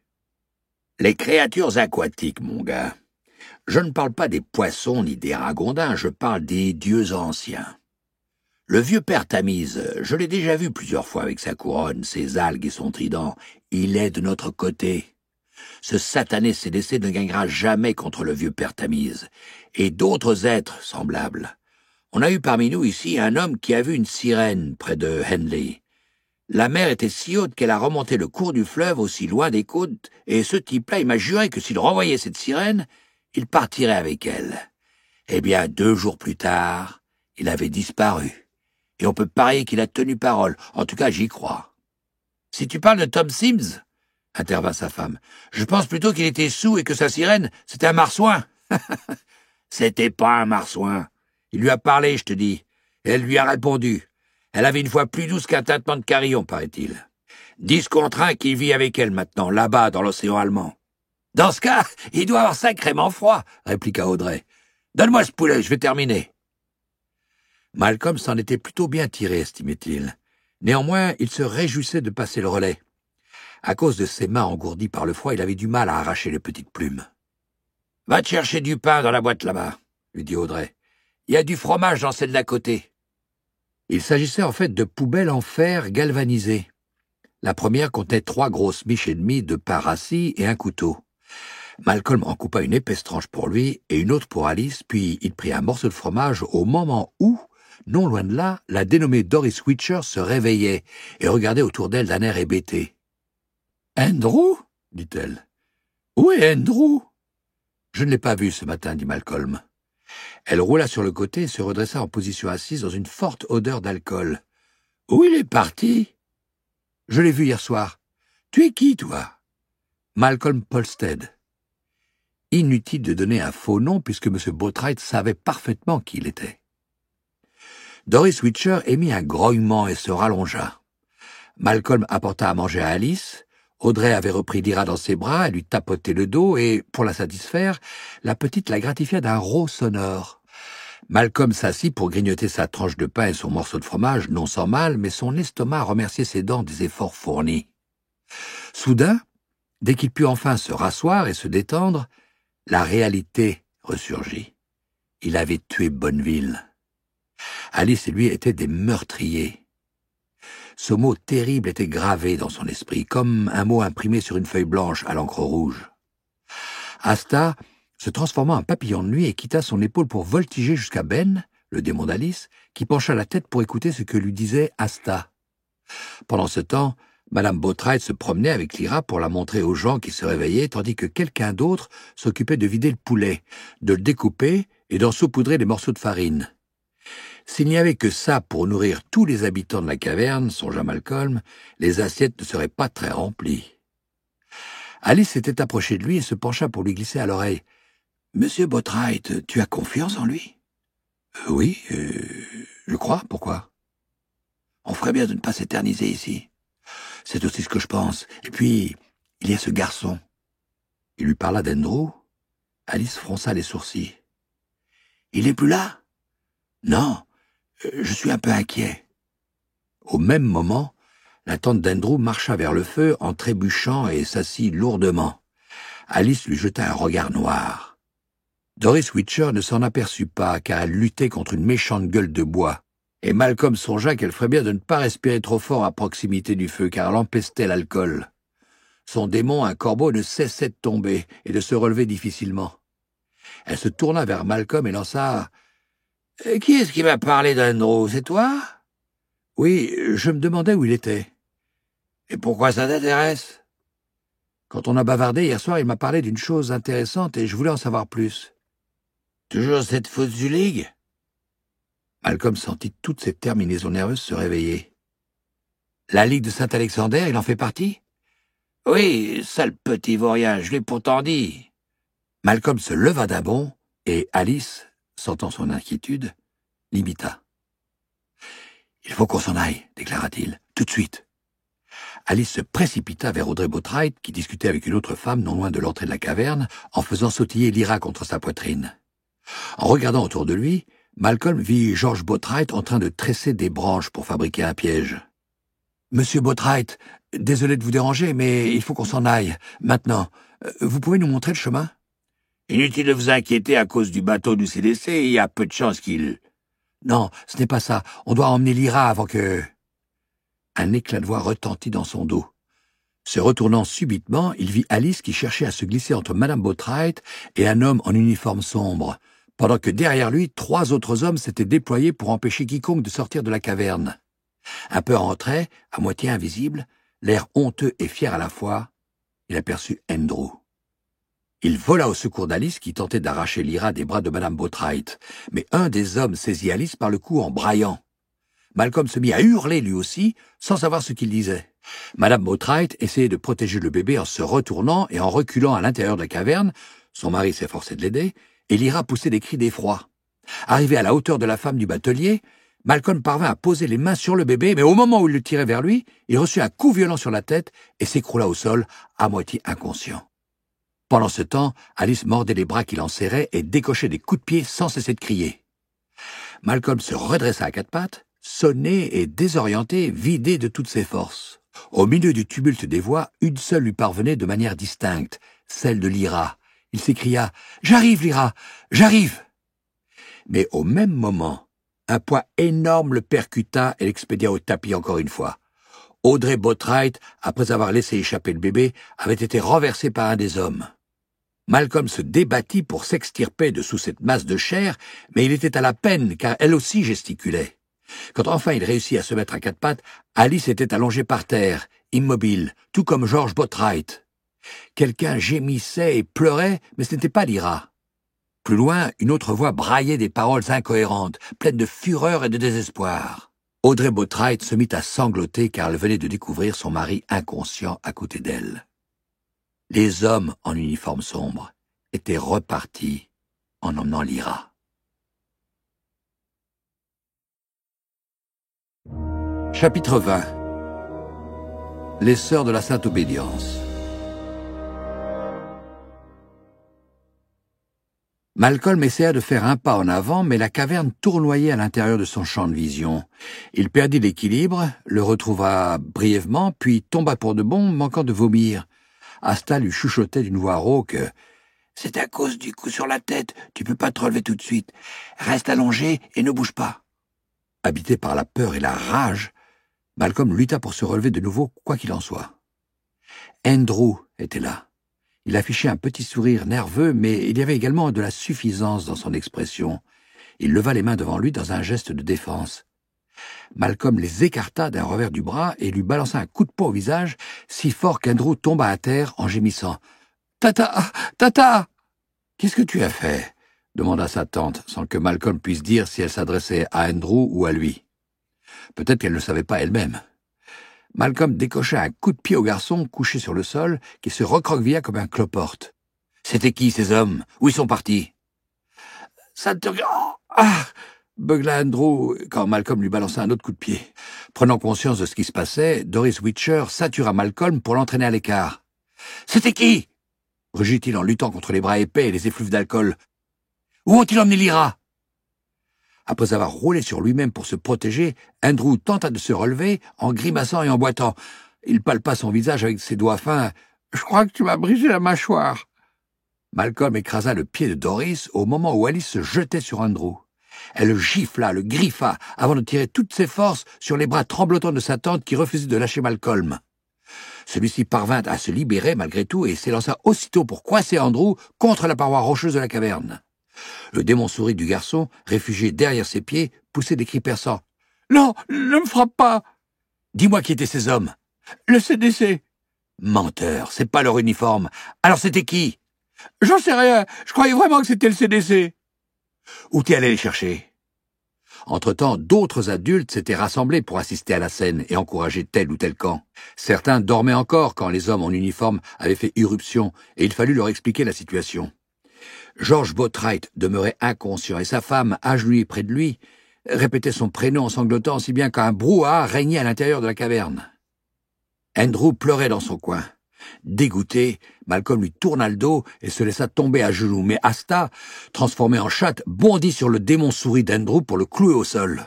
Et Ben, le poil hérissé, grognait face au garçon, avec la férocité d'un bulldog. Mais Alice tirait Malcolm par le bras pour l'obliger à se relever, et il détacha son regard des démons pendant un instant. « Écoute ce que dit cet homme, » lui glissa-t-elle. L'homme en question était un petit individu, sec et brun, qui avait une renarde pour démon. « J'ai déjà vu ces uniformes, disait-il. C'est pas le CDC. Ils se font appeler la sécurité du Saint-Esprit, ou un truc comme ça. Ils protègent les édifices religieux, les séminaires, les couvents, ce genre d'endroits. Sans doute qu'ils viennent de Wallingford, du prieuré. »« Un prieuré ?» dit Malcolm. « Avec des moines ou des religieuses ?»« Des religieuses, » répondit une femme qu'il ne voyait pas. « Les sœurs de la Sainte Obédience. »« Comment vous le savez ?» demanda l'homme.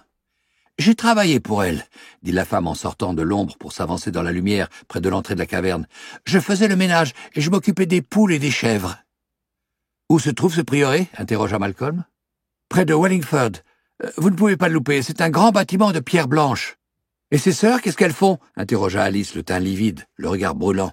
« Elles prient, elles enseignent, elles s'occupent d'enfants, elles sont féroces. »« Féroces ?» répéta Malcolm. « Comment ça ?»« Sévères, très sévères et cruelles. Je ne pouvais plus les supporter, alors je suis parti. » Le petit homme sec reprit la parole. « J'ai vu ces gardes rattraper un gamin qui s'était enfui. Ils l'ont roué de coups dans la rue, jusqu'à ce qu'il perde connaissance.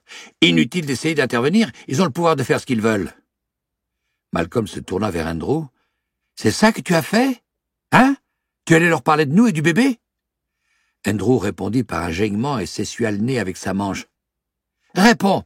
ordonna sa tante. « Et arrête de pleurnicher. »« Je veux plus qu'il me frappe. »« Je ne te frapperai plus, » dit Malcolm. « Raconte-nous ce que tu as fait. »« Je suis membre de la Ligue. J'ai fait mon devoir. »« On s'en fiche de la Ligue. Dis-nous ce que tu as fait. »« Je savais que vous auriez pas dû vous occuper d'un enfant qui n'était pas le vôtre. Sûrement que vous l'aviez volé, ou un truc comme ça. Alors j'ai prévenu le bureau de protection de l'enfance. Ils sont venus dans notre école pour nous expliquer pourquoi il fallait leur signaler ce genre de choses. Je sais rien de cette sécurité du Saint-Esprit. J'en ai jamais entendu parler. Moi, je suis allé au bureau de protection de l'enfance. »« Où c'est? »« Au prieuré. »« Il n'a pas été englouti comme tout le reste? »« Non, parce qu'il se trouve sur une colline. »« Qui est le responsable là-bas? »« La mère supérieure. »« Donc c'est à elle que tu as tout raconté? »« Les gens de la protection de l'enfance m'ont emmené la voir. J'ai fait ce qu'il fallait faire, » déclara Andrew d'une voix tremblante et il se mit à gémir.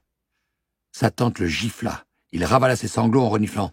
« Qu'est-ce qu'elle a dit, cette mère supérieure ?» interrogea Malcolm. « Elle voulait savoir qui était ce bébé, où on se cachait et tout ça. Je lui ai dit ce que je savais. J'ai fait mon devoir. »« Et ensuite ?»« On a récité une prière, puis elle m'a donné un lit pour que je me repose un peu et je les ai guidés jusqu'ici. » Face à l'hostilité et au mépris de presque toutes les personnes rassemblées dans la caverne, Andrew se recroquevilla sur le sol en gémissant. presque toutes les personnes, car George Botwright était toujours inconscient, et l'inquiétude d'Audrey ne cessait de croître. Agenouillée à côté de lui, elle lui massait la main, lui caressait les cheveux en répétant son prénom et en lançant des regards implorants autour d'elle. Voyant cela, Alice alla s'agenouiller près d'elle au cas où elle pourrait lui apporter son aide, pendant que Malcolm continuait à interroger Andrew. « Où se trouve ce prieuré exactement? C'est loin d'ici? »« Je sais pas. »« Tu as fait l'aller-retour à pied ou en bateau? »« En bateau? Leur bateau? »« Ce n'est pas loin, » dit la femme qui avait travaillé pour ces religieuses. « Vous ne pouvez pas le louper, il domine tout le reste. »« Il y a beaucoup d'enfants là-bas? »« Oui, de tous les âges, du nouveau-né jusqu'à 16 ans, je dirais. »« Et que font-elles? Elles les éduquent? Elles les font travailler? »« Elles les éduquent, oui. Elles les préparent à une vie de domestique, ce genre de choses. »« Des garçons et des filles? »« Oui, les deux, mais dès 10 ans, elles les séparent. »« Et les bébés, ils sont à l'écart des autres? »« Il y a une nurserie réservée aux plus petits. »« Combien de bébés y a-t-il? »« Oh, Seigneur, j'en sais rien. À mon époque, ils étaient une quinzaine. »« Tous orphelins? »« Non, parfois elles accueillent aussi des enfants qui se sont très mal conduits. Ils ne ressortent pas avant l'âge de 16 ans et ils ne revoient plus jamais leurs parents. »« Combien y a-t-il d'enfants en tout? »« Une centaine, peut-être. Ils n'essaient jamais de s'échapper. Ça peut arriver qu'ils s'échappent une fois, mais ils sont toujours attrapés et ils n'osent plus jamais recommencer. Vous disiez que ces religieuses étaient cruelles? Vous ne pouvez pas imaginer à quel point, vous n'en croiriez pas vos yeux. » Malcolm s'adressa de nouveau à Andrew. « Tu as déjà dénoncé d'autres enfants qui ont été emmenés là-bas ensuite? »« Je dirai rien, » marmonna le garçon. « Dis la vérité, petite vermine, » ordonna sa tante. « Non, j'ai jamais fait ça. »« Jamais, tu es sûr? C'est pas tes ongles. » Sa tante le gifla de nouveau. « Bon, d'accord, ça peut peut-être arriver, » s'écria-t-il d'une voix stridente. « Sale petit mouchard » cracha sa tante.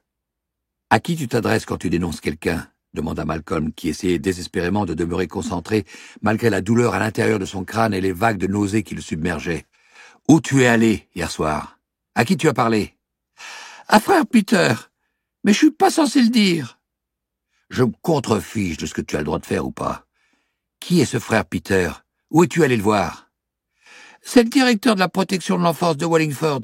Ils ont un bureau à l'intérieur du prieuré. »« Et il te connaissait parce que tu y es déjà allé? » Andrew enfouit son visage dans ses mains et se remit à geindre. Des voix s'élevèrent dans le dos de Malcolm. L'excitation se mêlait au soulagement. Lorsqu'il se retourna, une explosion de douleur et de nausée retentit sous son crâne, si violente que c'était comme si on l'avait frappé de nouveau. Il se figea, sachant qu'au moindre mouvement de la tête, il vomirait. Alice l'avait rejoint pour lui prendre le bras. « Appuie-toi sur moi, dit-elle, et viens par ici. » Il obéit. « Lyra, » murmura-t-il. « On sait où elle est maintenant, et elle n'ira pas ailleurs. Évite de bouger pour l'instant. Assieds-toi là. » Alice s'exprimait avec douceur, et Malcolm était tellement surpris qu'il se laissa faire. « Monsieur Botwright a repris connaissance, dit-elle. Il a reçu un coup sur le ciboulot comme toi, plus fort encore. Audrey a bien cru qu'il était mort, mais non. Allez, ne bouge plus maintenant. »« Tiens, » dit une femme, « fais-lui boire ça. »« Merci, » dit Alice. « Redresse-toi un peu pour boire, Mal. Attention, c'est chaud. » Mal. Elle ne l'avait jamais appelé comme ça. Personne. Désormais, seule Alice aurait le droit de l'appeler comme ça. La boisson était brûlante, en effet, et il n'en put en avaler qu'une toute petite gorgée. Elle avait un goût de citron, comme ce remède que lui administrait parfois sa mère, mais il y avait autre chose également. « J'ai ajouté une pointe de gingembre, » dit la femme, « contre la nausée. Sinon, c'est juste un antidouleur. »« Merci, » murmura-t-il. Il se demandait comment il avait pu interroger Andrew une minute plus tôt. Il but encore une gorgée de ce breuvage et s'endormit. Il faisait de nouveau nuit quand Malcolm se réveilla. Il avait chaud car il était couvert d'une chose lourde qui sentait le chien. Quand il bougea, tout doucement, sa tête ne lui infligea pas de punition immédiate, alors il recommença et osa se redresser. À côté de lui, la voix d'Alice demanda aussitôt « Mal, tu te sens mieux ?»« Oui, je crois. Ne bouge pas, je vais te chercher du pain et du fromage. » Quand elle se leva, il comprit qu'elle s'était allongée près de lui. Décidément, elle était de plus en plus surprenante. Il se réveillait lentement, laissant les souvenirs de la veille et de la nuit en faire autant. Puis il se souvint de ce qui était arrivé à Lyra, et il se redressa subitement sous l'effet du choc. Alice lui tendait quelque chose. « Tiens, dit-elle en déposant un gros morceau de pain dans sa main. « Il est sec, mais pas moisi. Tu veux un œuf? Je t'en fais un si ça te tente. »« Non, merci, » dit-il tout bas, incapable de bouger. « Alice, on a vraiment... Bonneville, murmura-t-elle. « Oui, mais ne dis rien, surtout, pas un mot. C'est du passé. » Malcolm tenta de mordre dans un morceau de pain rassis, ce qui était un véritable défi pour ses dents, et risquait de relancer son mal de tête. Il persévéra malgré tout. Alice revint avec une tasse contenant un breuvage fort et salé. « C'est quoi ?»« Une sorte de bouillon de bœuf. Ça te fera du bien. »« Merci. » Il but une gorgée. « Il fait nuit depuis longtemps ?»« Non, des gens sont partis braconner ou je ne sais quoi. »« Où est Andrew ?»« Sa tante le surveille. Il ne risque pas de ressortir. »« Il faut qu'on... » Il essaya d'avaler un morceau de pain, mais il dut régurgiter et le mâchonner encore un peu avant de faire une nouvelle tentative. « Il faut qu'on sauve Lyra, » dit-il d'une voix rauque. « Oui, je pensais la même chose. D'abord, il faut aller jeter un coup d'œil à ce prieuré et essayer de savoir ce qu'Andrew leur a dit au juste sur nous. Tu crois qu'il nous dira la vérité? Je peux le faire parler, crois-moi. Il n'est pas fiable. Il dira n'importe quoi pour éviter de recevoir des coups. Je lui en donnerai quand même. » Malcolm mâcha un autre morceau de pain. « J'aimerais interroger cette femme qui a travaillé là-bas, dit-il, pour savoir où est la nurserie, comment on y accède, tout ça. Je vais la chercher. » Alice se leva d'un bond et marcha à grands pas vers le feu au cours duquel plusieurs personnes assises bavardaient, buvaient et remuaient parfois le contenu d'une grosse marmite. Alors qu'avec difficulté il se redressait un peu plus, Malcolm constata que, si sa migraine s'était atténuée, d'autres douleurs dans tout son corps se manifestaient pour réclamer son attention. Il mâchonna un morceau de fromage en se concentrant sur cette tâche. Alice revint bientôt accompagnée de la femme qui avait apporté son témoignage précédemment. Son démon était un furet qui ne cessait de lui mordiller l'épaule. « Voici Madame Simpkin, » annonça Alice. « Bonjour, Madame Simpkin, » dit Malcolm en essayant d'avaler le morceau de fromage, obligé de le ramollir avec une gorgée de bouillon de bœuf. « On aimerait en savoir le plus possible sur ce prieuré. »« J'espère que vous n'avez pas l'intention d'y entrer pour récupérer le bébé, » dit-elle en s'asseyant par terre. Elle n'arrêtait pas de caresser son démon, visiblement très nerveux. « Justement, si, » répondit Malcolm. « Il le faut, la question ne se pose même pas. »« Impossible, c'est une vraie forteresse, vous ne pourrez jamais y pénétrer. »« Admettons, à quoi ça ressemble à l'intérieur? Où sont les enfants ?»« Comme je vous le disais, il y a une nurserie pour les plus petits au premier étage, près des cellules des religieuses. »« Les cellules ?» s'exclama Alice. « C'est le nom qu'elles donnent à leur chambre, » expliqua Malcolm.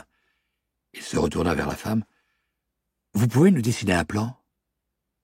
Devant son hésitation et sa gêne, il devina qu'elle ne savait ni lire ni écrire, et ignorait de quelle manière on traçait un plan.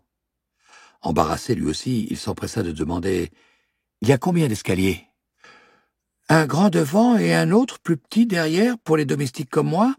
Il y en a un troisième, mais je ne l'ai jamais vu. Parfois, les religieuses reçoivent des visiteurs, des hommes même, et il ne faut pas qu'ils croisent les sœurs ni les domestiques, alors ils ont leur propre escalier, mais ils ne mènent qu'aux chambres des invités qui sont séparées du reste. » Très bien. Quand vous empruntez l'escalier de service, qu'est-ce qu'il y a en haut? Le démon de la femme lui parla à l'oreille. Elle l'écouta, puis dit « Il m'aide à me souvenir.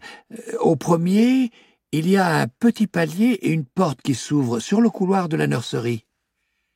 Il y a autre chose dans ce couloir? 2 cellules, juste en face de la nurserie. C'est là que dorment les religieuses qui surveillent le petit la nuit. À quoi ressemble cette nurserie? C'est une grande pièce avec une vingtaine de lits d'enfants et de berceaux. Ils sont si nombreux que ça? Pas toujours. Généralement, il y a 1 ou 2 lits inoccupés pour accueillir de nouveaux enfants. Ils ont quel âge? Jusqu'à 4 ans, je dirais. Ensuite, on les transfère dans le bâtiment principal. La nurserie se trouve dans l'aile de la cuisine, juste au-dessus de la cuisine, qui est au rez-de-chaussée. À part la nurserie et les 2 cellules, qu'y a-t-il dans ce couloir? 2 salles de bain sur la droite avant d'arriver à la nurserie. Et aussi un placard séchoir pour les couvertures et tout ça. Les cellules sont sur la gauche, donc? Oui. Il n'y a que 2 religieuses pour surveiller les enfants. Plus une autre qui dort à l'intérieur de la nurserie. Le démon furet chuchota de nouveau. Oui, en effet, ajouta Madame Simkin. N'oubliez pas que les religieuses se lèvent très tôt pour les offices. Oui, je m'en souviens. C'était pareil à Godstow. Malcolm songea qu'il disposerait de très peu de temps pour trouver Lyra et repartir avec elle, à supposer qu'il puisse entrer. Il suffirait qu'un enfant apeuré se mette à pleurer en voyant un inconnu dans la nurserie pour donner l'alerte. Il interrogea la femme sur l'emplacement des portes et des fenêtres dans la cuisine et sur tout ce qui lui passait par la tête. Plus il apprenait de choses, plus cette mission lui paraissait difficile et plus il était abattu. « Merci, dit-il. Tout cela m'est très utile. » La femme hocha la tête et retourna près du feu. « Qu'est-ce qu'on va faire ?» demanda Alice tout bas. « On va aller la libérer. Mais supposons qu'on tombe sur 20 enfants du même âge, tous endormis. Comment on va la reconnaître ? » « Moi, je la reconnaîtrai sans problème. Elle ne ressemble pas aux autres bébés. » « Quand elle est réveillée, c'est sûr. Paul reconnaîtrait Asta et Ben. Mais si elle dort, on peut pas tous les réveiller. Je ne me tromperai pas, et toi non plus d'ailleurs. Allons-y alors. Tu te sens d'attaque ? Oui, ça va beaucoup mieux. En vérité, Malcolm avait le corps endolori et quelques vertiges, mais il ne pouvait supporter l'idée de rester là dans cette caverne, les bras croisés, pendant que Lyra était prisonnière. Il se leva lentement et fit 2 pas vers l'entrée sans parler. Alice rassemblait leurs affaires et les enveloppait dans la couverture comme l'avait fait Botwright. Dès qu'ils se retrouvèrent à l'extérieur, il glissa à Alice. « Ces biscuits qu'elle adore, ils sont toujours dans le canoë ?»« Je dirais que oui, puisqu'on ne les a pas pris avec nous. On pourra lui en donner un pour l'empêcher de pleurer. »« Oui, si... Il faut se méfier d'Andrew. »« Tu te rappelles où est le canoë ? » ?»« Si on descend, on tombera forcément dessus. » Du moins, il l'espérait. Même si George Botwright semblait s'être totalement remis de son coup sur la tête, ce qui n'était probablement pas le cas, lui demander de les guider sur le fleuve n'aurait pas été une bonne idée. Il aurait voulu savoir où ils allaient, ce qu'ils projetaient de faire, et il les en aurait dissuadés. Malcolm cessa de penser à cela. Il découvrait un nouveau pouvoir en lui. Il était capable de s'empêcher de penser aux choses désagréables. Ainsi, constata-t-il en descendant le chemin éclairé par la lune, il avait souvent chassé de son esprit l'image de sa mère et de son père, qui devaient se faire un sang d'encre en se demandant où il se trouvait, s'il réussirait à revenir malgré le courant, et même s'il était toujours vivant, comme il le faisait maintenant.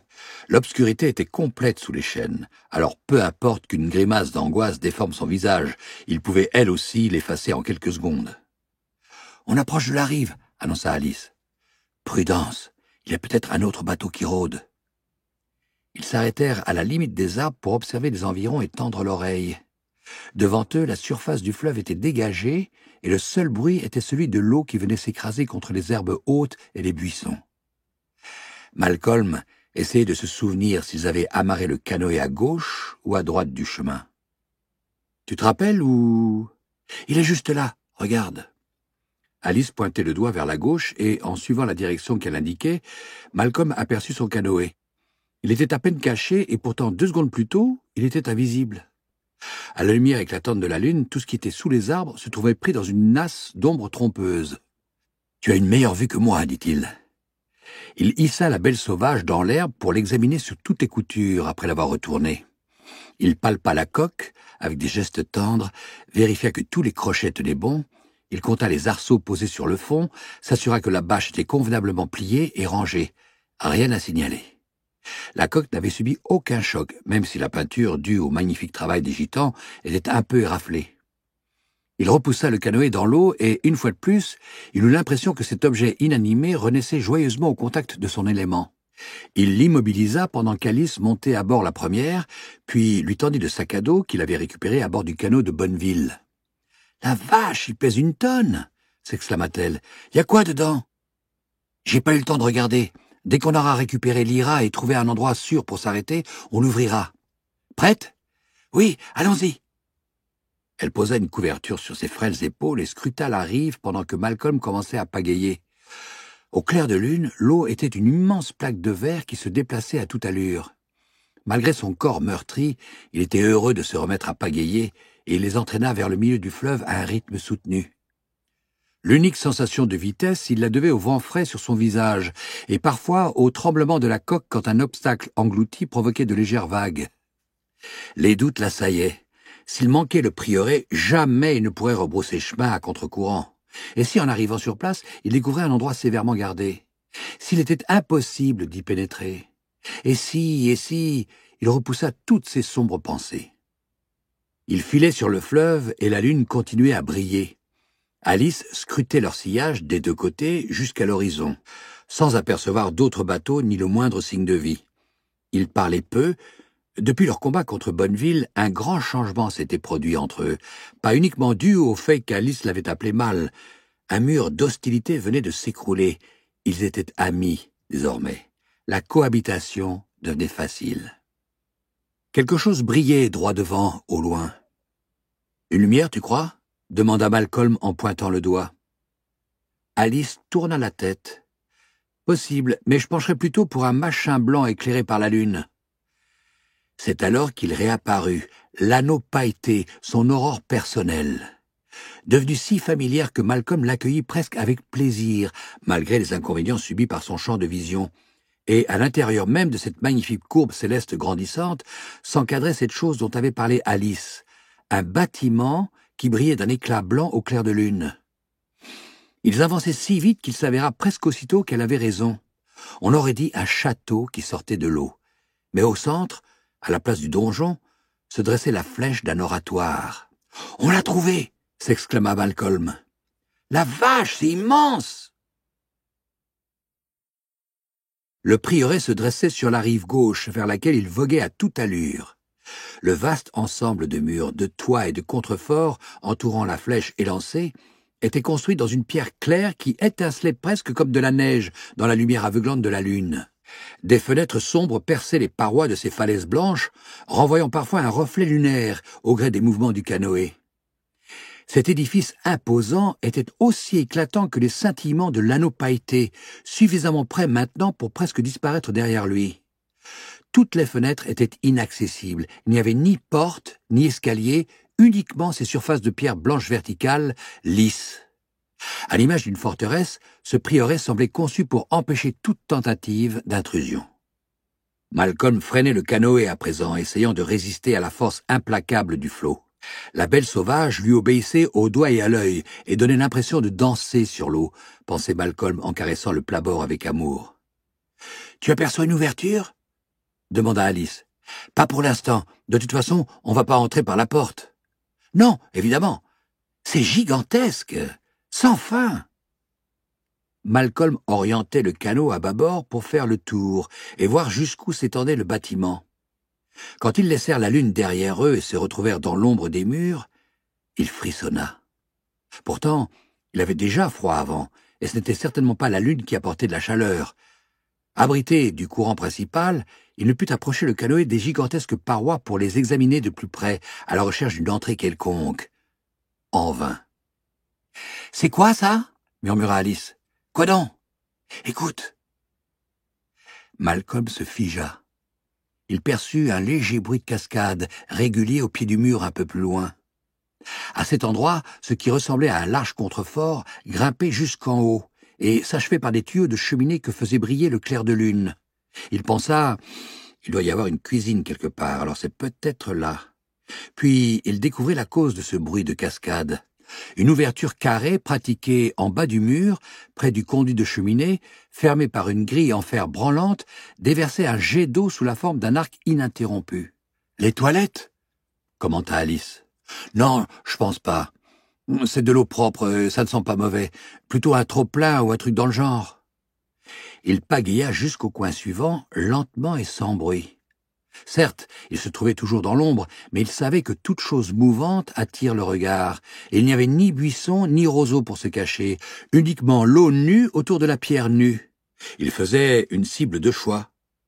Avec une infinie prudence, il franchit le coin du gigantesque bâtiment pour découvrir ce qui devait être la façade. Agrippée au plat-bord, Alice essayait de percer la lumière trompeuse. Malcolm orienta le canoë de biais afin d'être moins visible au cas où quelqu'un regarderait dans cette direction. Au milieu de la façade, grosso modo, se trouvait un large escalier surmonté d'un portique où des colonnes de style classique supportaient un fronton. Était-ce une silhouette entre les colonnes? Alice pivota pour regarder derrière elle. « Il y a un homme là-bas !»« Non, deux, regarde, ils ont un bateau !» En effet, un hors-bord était amarré au pied des marches. Et elle avait raison, il y avait bien deux hommes. Sous le regard de Malcolm, ils se détachèrent de l'alignement des colonnes en bavardant. Ils fumaient et portaient des fusils à l'épaule.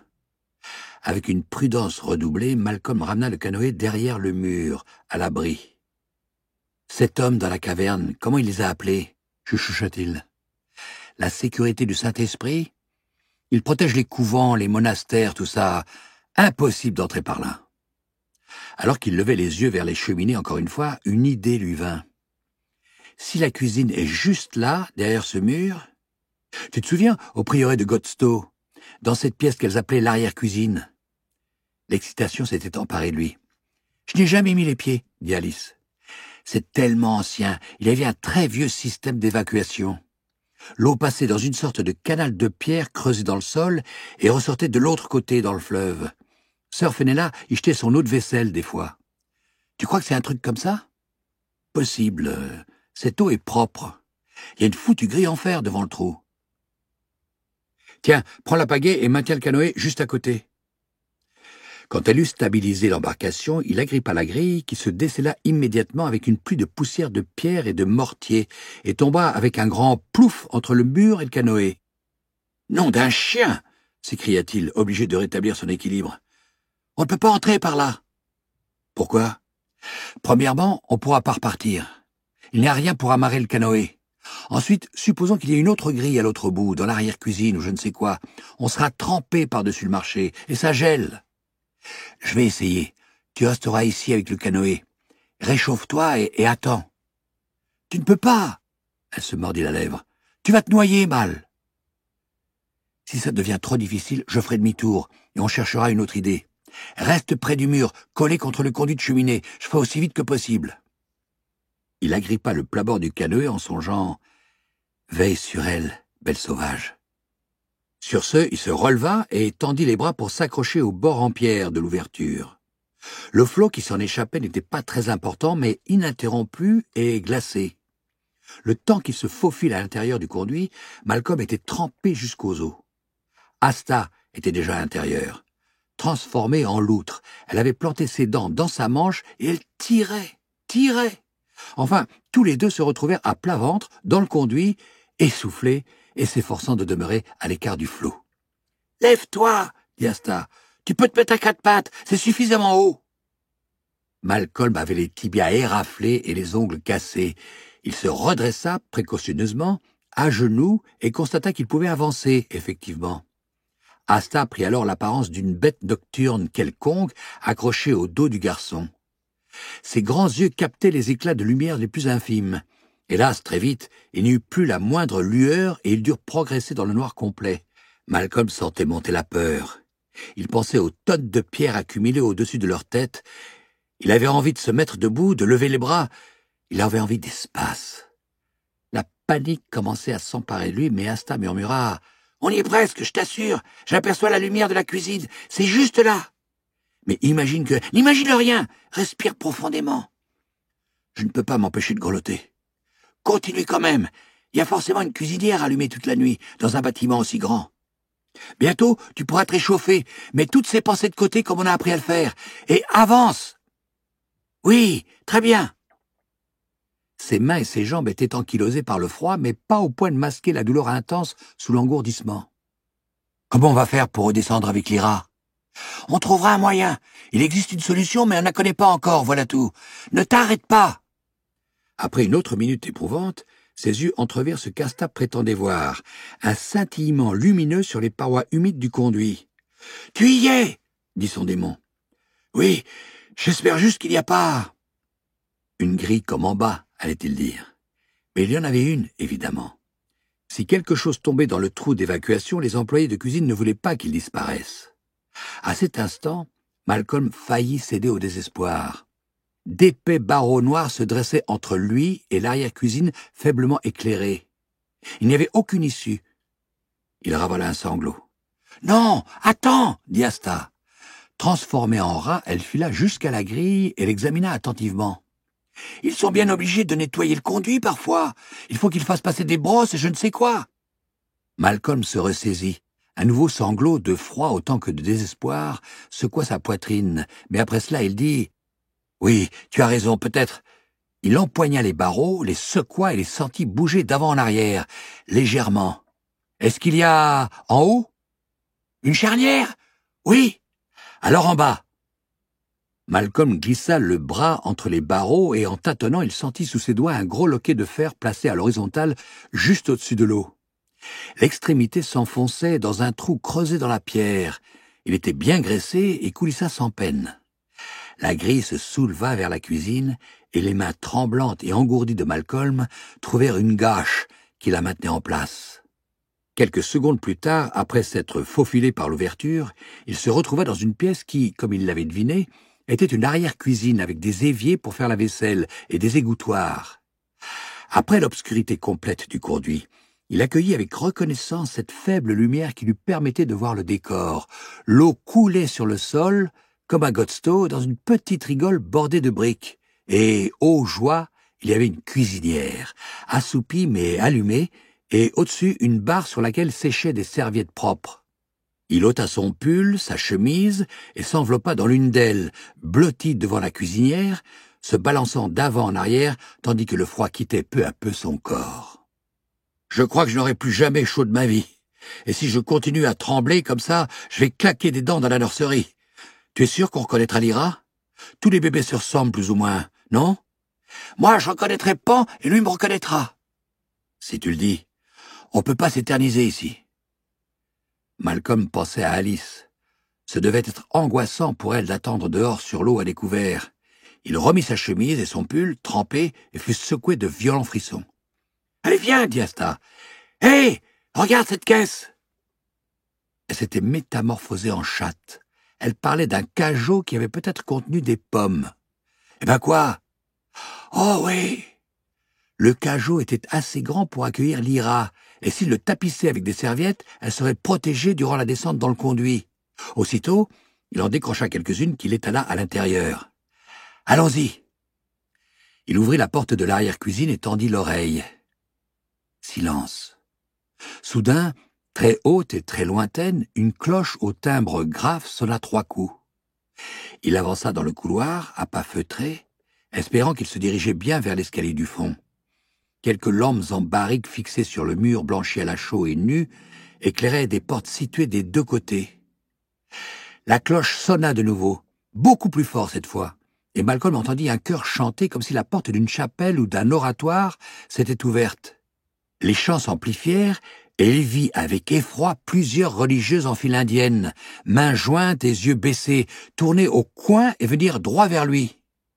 À l'évidence, comme les sœurs de Godstow, elles se levaient en pleine nuit pour prier et chanter.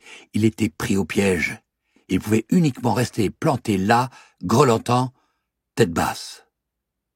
Une des religieuses s'arrêta devant lui. Il ne voyait que ses pieds chaussés de sandales et l'ourlet de son habit. « Qui es-tu, mon garçon, et que fais-tu ici ? »« J'ai fait pipi au lit, ma sœur, et je me suis perdu. » Il voulait donner l'impression de s'apitoyer sur son sort, et à vrai dire, ce n'était pas difficile. Il renifla et essuya son nez avec sa manche. Dans la seconde suivante, une gifle retentissante le projeta contre le mur.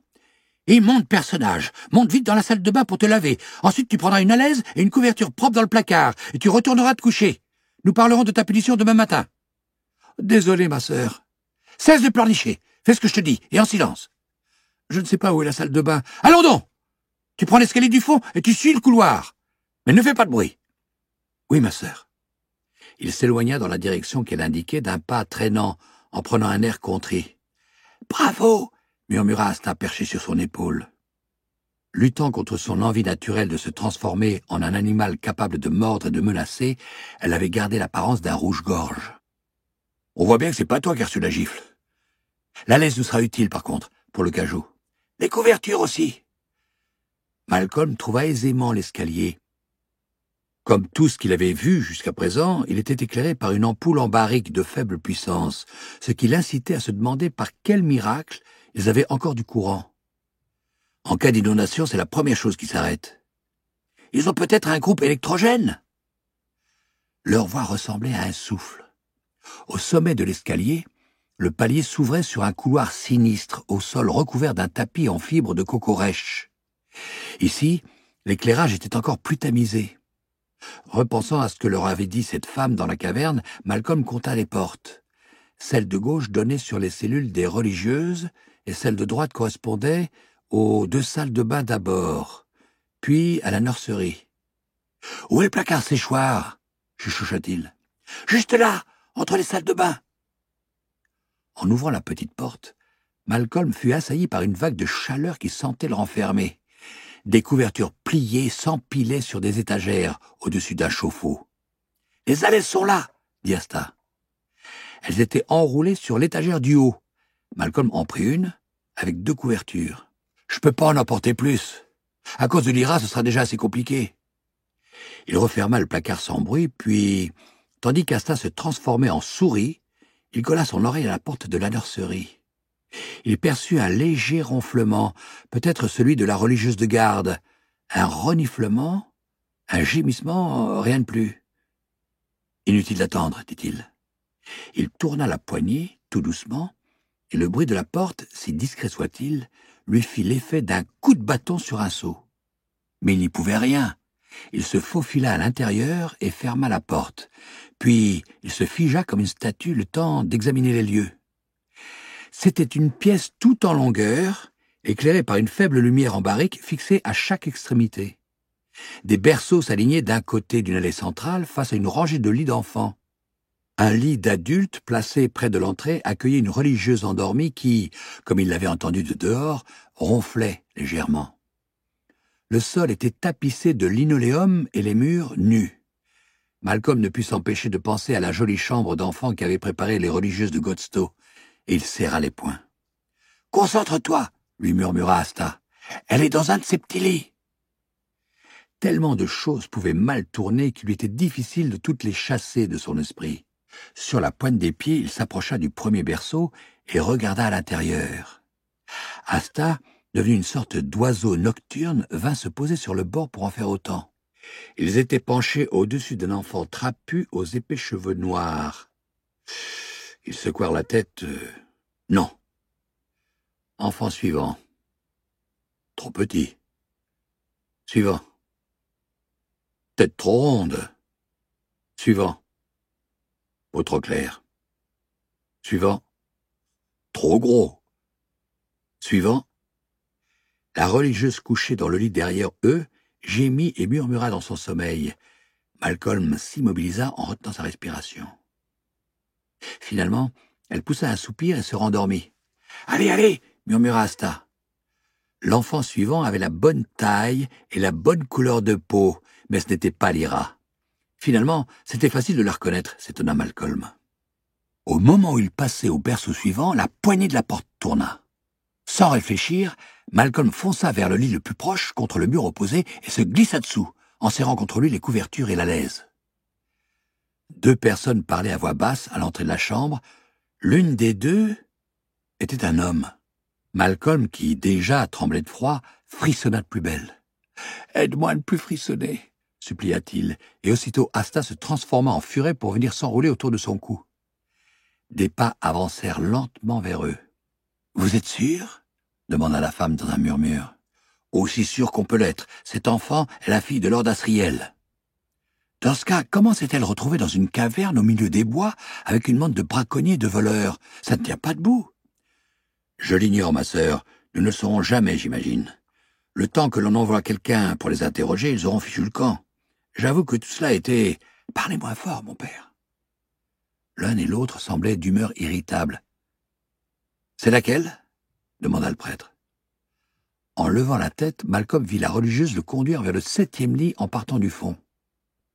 Le prêtre s'arrêta pour contempler l'enfant dans le berceau. « Je l'emmènerai demain matin, » annonça-t-il. « Pardonnez-moi, mon père, mais c'est impossible. Elle est sous notre responsabilité désormais, et elle restera ici. C'est la règle de notre ordre. » Mon autorité l'emporte sur vos règles. J'aurais cru que la seule chose qu'une sœur de l'ordre de la Sainte Obédience avait à faire, c'était d'obéir.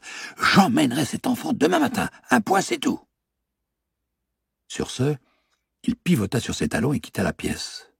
Un ou deux enfants endormis poussèrent des gémissements sur son passage, tandis que la religieuse couchée à l'entrée émettait un léger grognement et se retournait dans son lit.